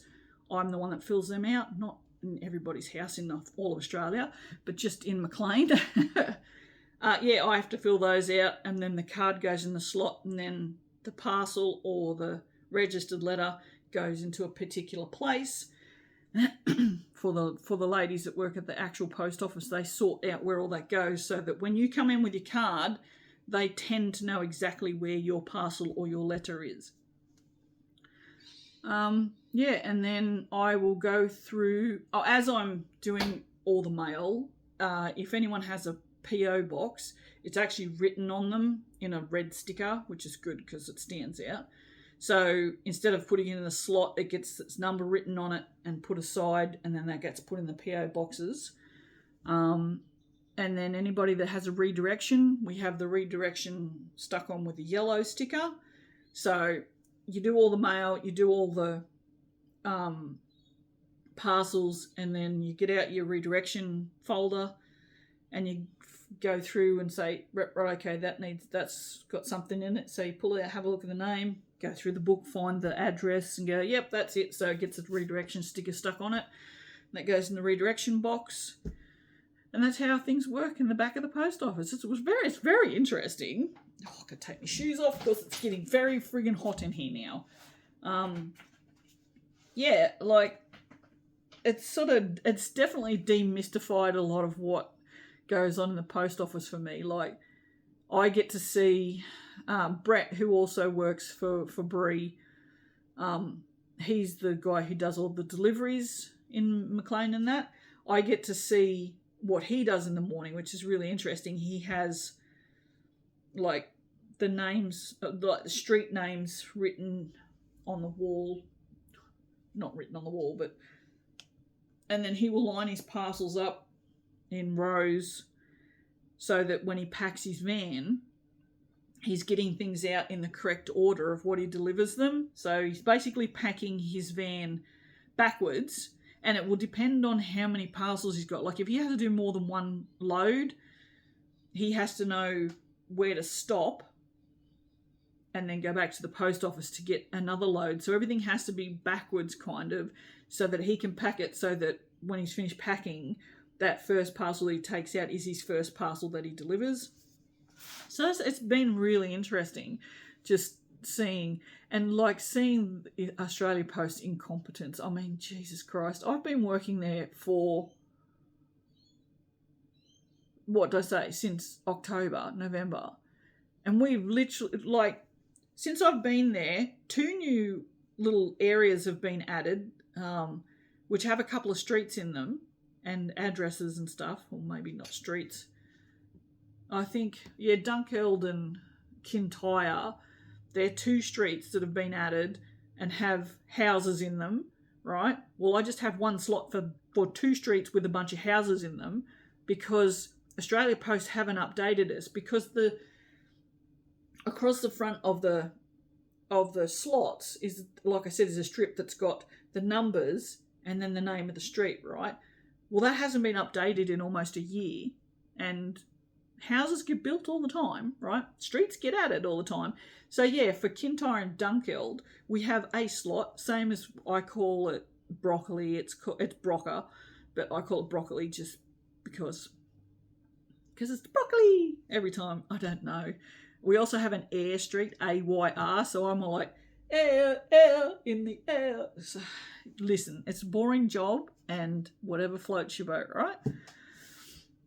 Yeah, so yeah, that we've asked for lots of things to happen and nothing happens. Like, literally nothing happens. Australia Post are so slow at doing anything.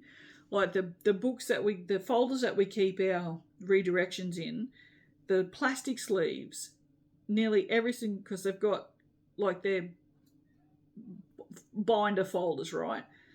Or nearly every single hole is ripped. So every time you go to turn a page, it just goes flying. So you've got to just, and we've asked for more of those, but no, haven't got any of those. And they're not something that you can just go and buy from the news agency and bill, because they're not slot in clear folders. They just have like a little bit at the bottom and the top, and you slide the bottom of the stickers in and the top of the stickers in, so that you can just pull the stickers off without having to take them out of the sleeve. But yeah, so but yeah, no, it's been interesting, and yeah, like, I get along really well with everybody at work. I don't really know the ladies that actually, I say ladies, this is what we call them, the ladies that work in the post office. I don't really know them very much, except for the lady who owns that post office franchise, Karen. She is lovely. She lives up here too, so she's got to travel to work every day. Yeah, no, she's absolutely lovely. I've got a lot of time for Karen. But yeah, I get on probably best with Matt. He's a young fella that works there. He's 21. He's just a really nice kid. Like, he's just got his head screwed on right. We also have a young fella, Riley. He's like 14 or something. He's like this tall. He's so tall. If you looked at him, you wouldn't realise he was 14. He's a nice kid. He really is. And that is he works 4 days a week before school. So, that's not bad. He just needs to take a bit more responsibility, and he needs to concentrate a little bit more, because sometimes when he always makes mistakes with my mail, and I just keep saying, Riley, for God's sake, will you just concentrate? But yeah, there's no one I don't get along with down there. Like, there's 2 other posties, or there's 3 other posties. There's Vanessa, Nikki, and Tony. I don't hardly ever speak to Nikki, because she's just really quiet, and we don't interact very much. So, like, she's lovely, but we just don't interact very much. Vanessa, the other lady that works there, we kind of we have a bit of a chat, and I don't know, I'm sure I know her from somewhere else. She's really nice. And Tony is just a mess. Tony is honestly a mess. Right. Ugh. But he's not a bad bloke. So yeah. And then Brett, who works for Bree, he's a good fella. So I found out that he's a friggin' Marvel fan, which, I mean, to look at him, you'd not think it, but then what does a Marvel fan look like? It was just like, I said something to Matt about going and watching Deadpool and Wolverine, which I won't spoil anything, but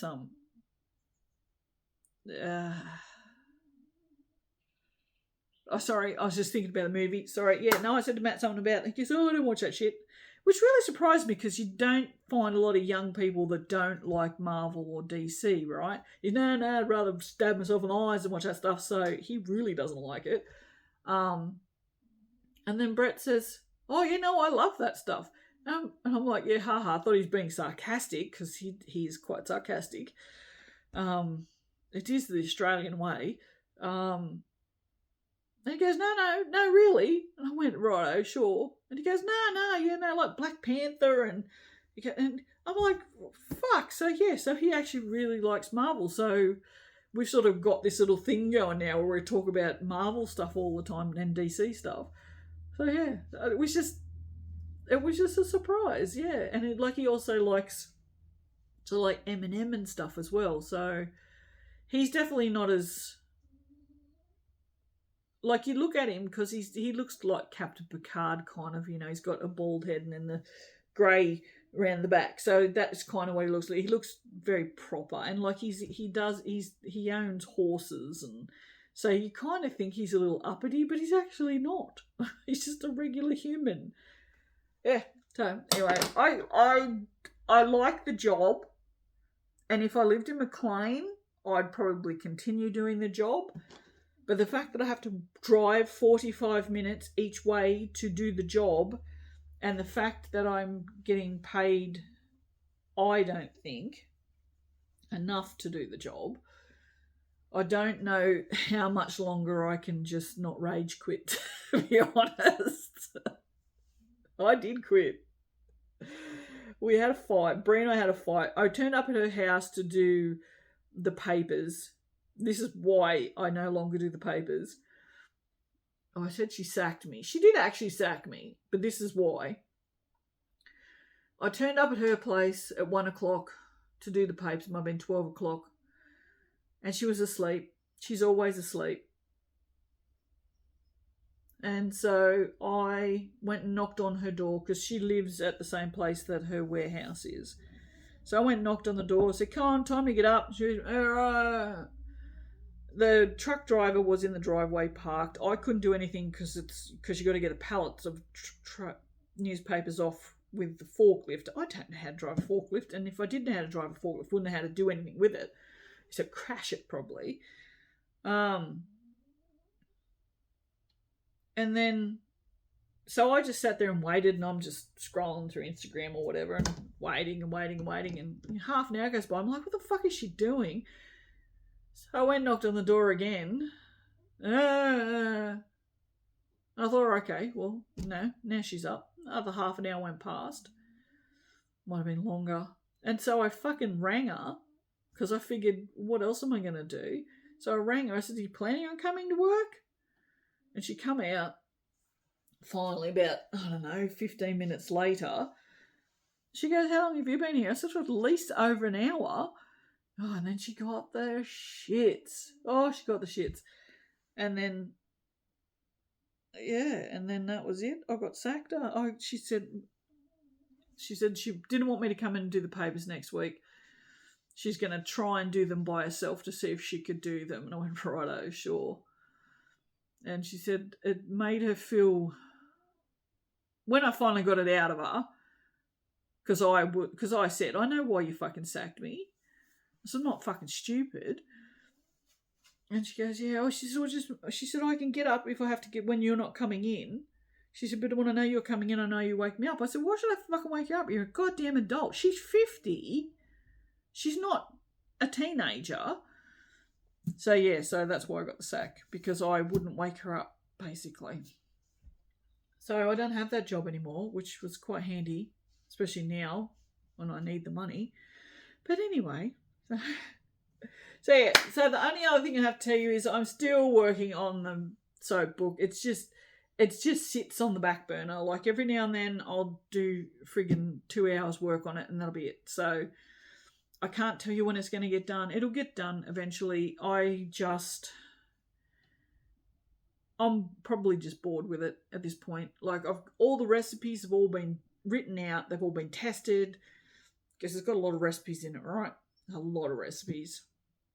It's got a bunch of base recipes, and then it's got recipes made off of those base recipes with additions and little changes, and it tells you why I've made the changes, like to make something more bubbly, to make something more creamy, to make something more soothing, for whatever, all the reasons why whatever is changed or added or taken away or whatever is all included in it. So it's probably more a book aimed at, like, I wouldn't say beginners, because I think my other book,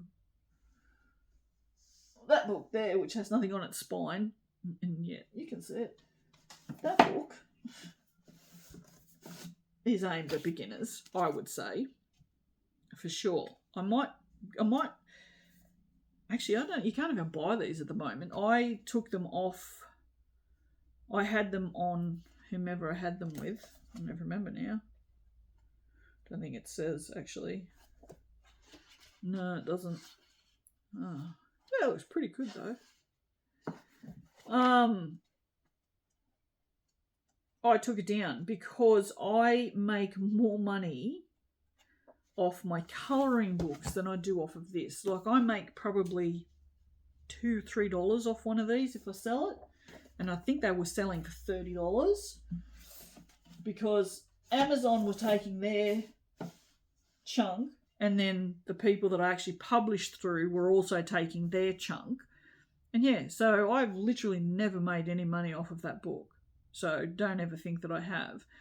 It actually works out, if I just publish through Amazon, which all my colouring books are just straight through Amazon, I can buy them and then sell them and make more profit than the soap book going through Ingram Spark. That's who it was. But I didn't know all of that stuff back then, so I have taken that down off Ingram Spark, so it's no longer published through them, so I don't know if it's available. But I have updated information that's in it now. It's in the PDF on the website, and if you order it on the website as a wirebound, you get the updated information. But I am going to update the cover and everything, and it will match in with book 2 when it ever comes out. So, and it will probably have something on the spine, because currently it's just a white. I just didn't think the spine was big enough. Yeah. But yes, I will do that eventually. So that's pretty much everything I have to tell you, and that's almost 2 hours, so you're probably not even still here. I should do what Johnny Builds does, and says, if you're still here at the end, comment. Start your comment with, I don't know. See, he's probably, got that shit written down somewhere. I think his last one was good isn't good enough. But sometimes good is good enough, but mostly it's not. But anyway, so yeah, so that's me in a nutshell. As always, I'm working on a bunch of things. These perfumes are just my whole encompassing life at the moment. I'm currently working on doing these, but in a rollerball with crystals in them. So there'll be a crystal collection as well. Mademoiselle. It's pretty good. And yeah, like I said, some of them are dupes of popular expensive fragrances, but not all of them, and I didn't ever want them to just be dupes. I like the idea of doing dupes for sure, but I also like the idea of just doing ones that just smell amazing, because you don't have to wear expensive perfume to smell nice. It doesn't have to be expensive. I've never understood that. I'm one of those people that just doesn't like brands, I guess. Definitely. I mean, I say that, yet I own 12, 13 pairs of Converses. But, my Converses, they last a really long time, so I don't mind. But a lot of stuff that you're buying purely for the brand name is no better. And that's been proven time and time again. You go on YouTube and you watch videos of, I bought this, $700 Gucci thing and tested it, and it's no better than, a $12 thing from friggin' Temu. There's plenty of those videos that show that stuff is just stupidly overpriced and you are literally just paying for a brand name. So especially pencils. Who bought those out? I don't even know. Someone bought out a set of pencils. One of those big name brands. I don't think it was Gucci. Might have been, oh Christ, I can't remember. Anyway, I'm pretty sure, was it Ray Dizzle? I think it was. She might have tested them against a bunch of other pencils that she got from like AliExpress and Temu and eBay and stuff, and they were just shit.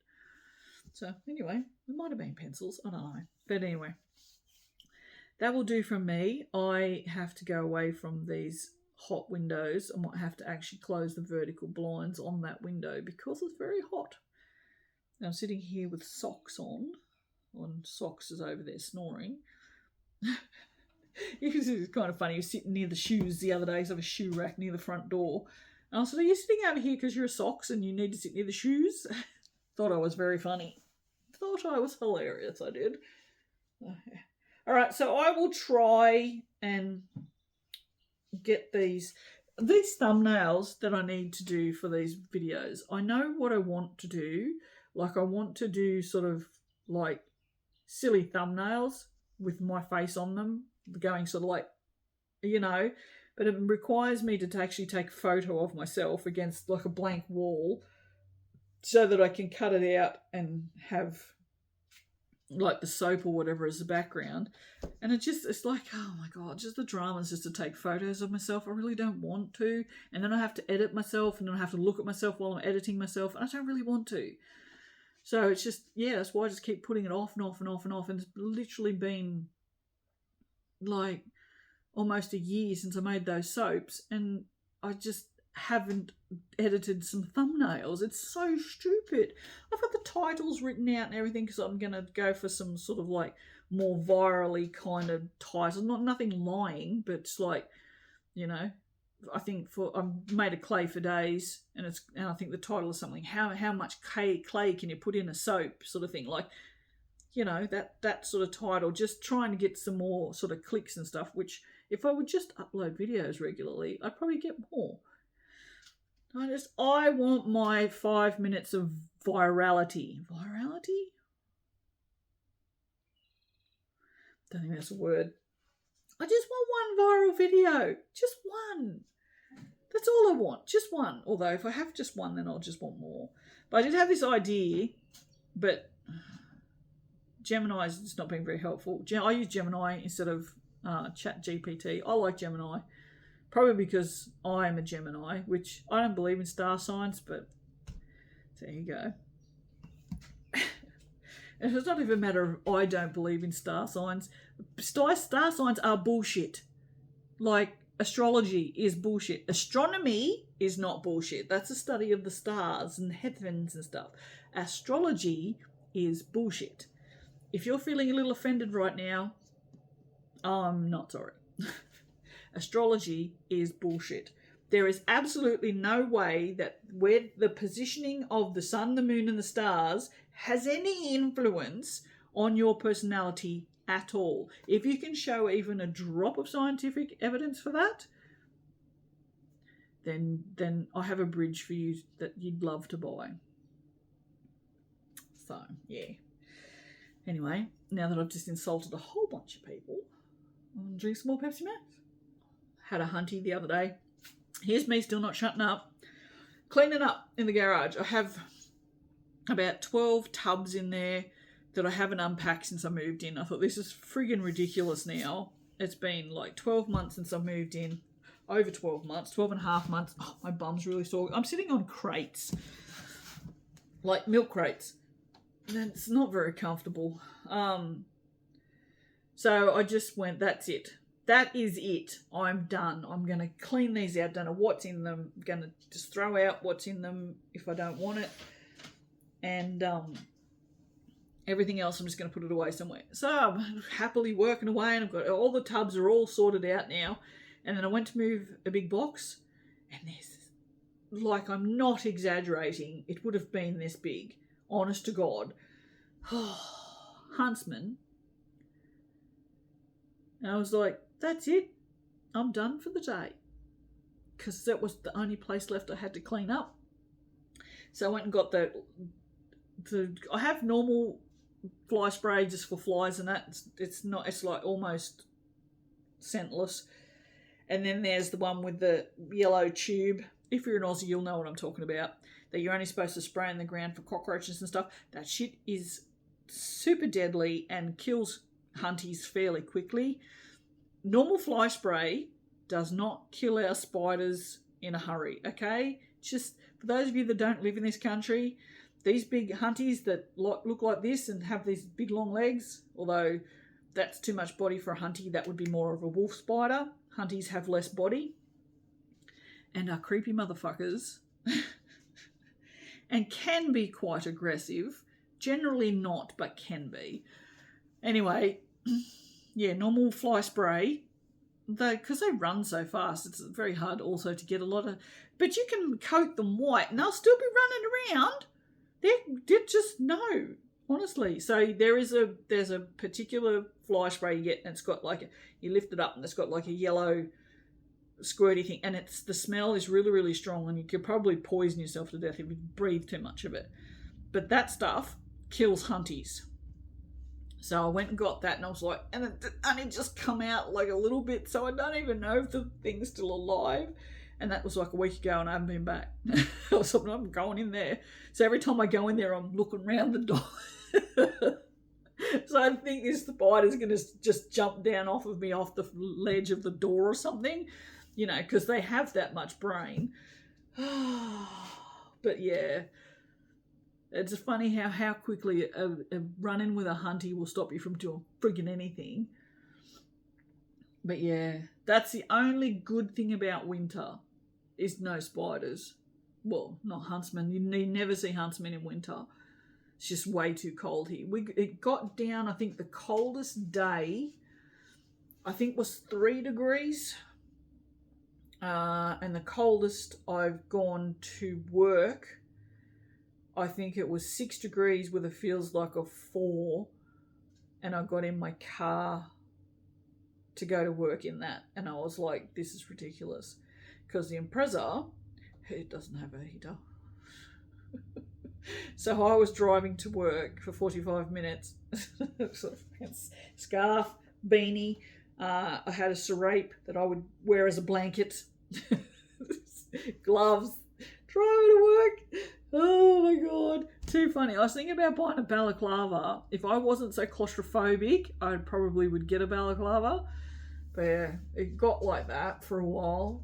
So it's been quite pleasant the last couple of days driving to work, because it hasn't been below about, I don't know, 13 degrees, 12, 13 degrees, which is pleasant compared to 6, with it feels like a 4.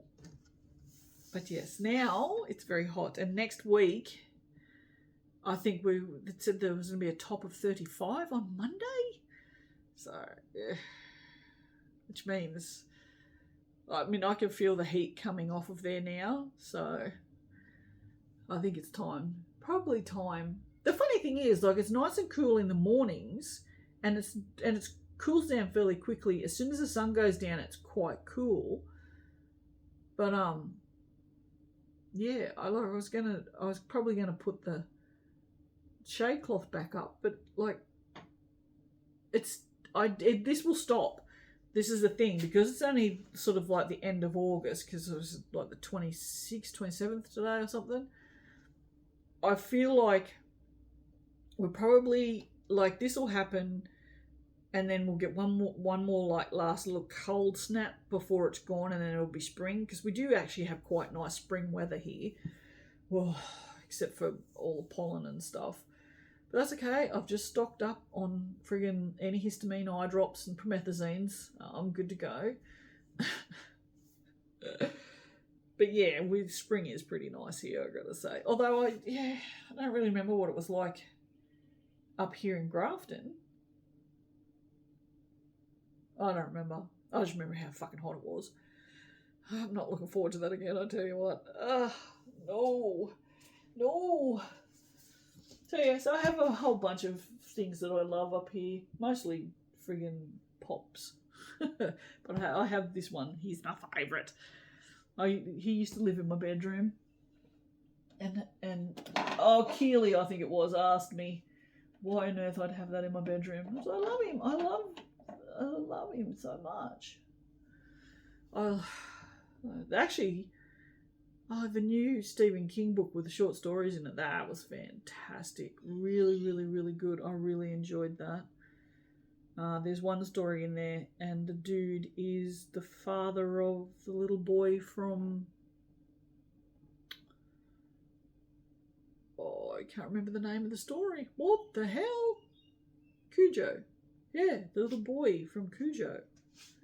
Yeah, he's the dad. And I was like, because it was just happened in the story, and he was telling someone that he'd suffered a tragedy and that his child had died too. And then he said something about, died at the hands of a rabid dog. And I'm like, what the fuck? So yeah, that was quite interesting. Because at no point, it doesn't, like, it just, you don't even think about it. And then when he says that, it's like, it ties into the story, and it's just, I don't know, it makes it really cool. I don't know. But the story itself that is in is actually probably one of the best stories. I remember that story better than just about any other ones in that set of short stories. The Stephen King, man, he writes short stories like nobody's business. He's so good at short stories. He can fit in so much story in such a short amount of time. Although, to say, I mean, fair enough, but I'm also rereading the Dark Tower series again, which will be probably my, I don't know, without exaggeration, I'd say it's probably my 10th read through, because they're my favourite books of all time. All right, 2 hours and 3 minutes. Let's just end this shit here, right? Because otherwise I'll just keep waffling on. And the sun just keeps getting further and further into the house. So yeah. So all right. So I will see you guys hopefully soon. But yeah, keep an eye out on the website. If I said anything here that you're interested in, don't forget all these perfumes are all there. Like I said, all the sets will be on in the next day or two. I think I've got the template figured out now, because I've had different templates for different products, just because I'm trying to showcase things in different ways. So, and then the page template plugins, how to fit and won't friggin' work. So I've figured out a different way to do it with Elementor, and I've just found all these really cool ways to do things.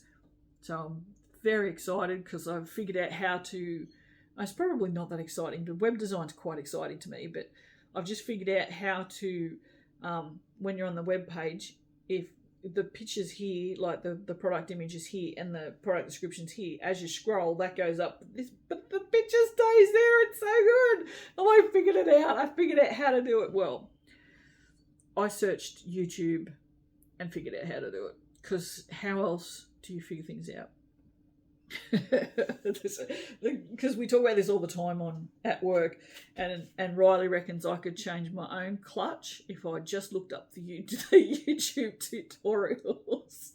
I said, mate, there's probably YouTube videos on how to change a clutch, and probably for the exact car that I've got. I said, because there's not much you can't find on the internet. And I said, and if not, AI would probably tell me how to do it anyway. So yeah, I love AI. I know all the kerfuffle about it, but I mean, if you know how to use it, it's a really useful tool. For someone like me who absolutely disgusted with writing friggin' product descriptions, it's a godsend. Especially now that I've sort of got it trained to sound more like I want it to sound. So, and I also get what it says and then change it to how I feel. It just gives me suggestions, and that works for me. So, but a lot of the names of these fragrances, I didn't name them. AI did, like this one, this Urban Oasis. It's a men's fragrance, and I just typed in the notes and said what I felt about it, and it gave me a whole bunch of names, and then I picked Urban Oasis because I liked it. But yeah. I can't put stickers on straight. If anyone has a way of putting stickers on round bottles straight, please tell me in the comments, because I am shit at it.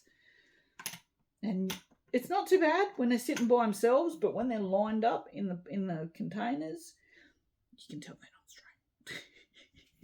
All right, I'm going to go. Thank you for listening to me waffle. If you're still here, I appreciate it. I am sorry I have been gone for so long. I have dealt with a lot of things in the last year and a half, and I really haven't been in a place to sit down and just sort of have a lot, sort of like a cheerful, whingy chat. But I'm there now. Except for these stupid eyes. Yeah, things. I mean, I'm in debt as usual. Got the electricity bill, the friggin' phone bills, the cars, whatever. But I'm trying to just stress less about shit and just sort of like, well, there's no point stressing about it because there's nothing I can do about it. All I can do is just go to work every day, do some markets. I've got some markets booked in, and yeah, that's it. That's what I mean. There's no point stressing because stress doesn't change the outcome, and it just makes me stressed. So, yeah. All right. So that's the takeaway message for this video is stress less, people. Just stress less. Because it doesn't freaking help. I know I would know because I stressed my entire life. And it's got me nowhere. Absolutely nowhere. All right. I will see you in... I'm going to have to edit this video because I'm going to have to put a picture up here of my WRX. and see if I can find photos of the racks from work. I'm pretty sure I took some for you at some point. All right. Ta-da!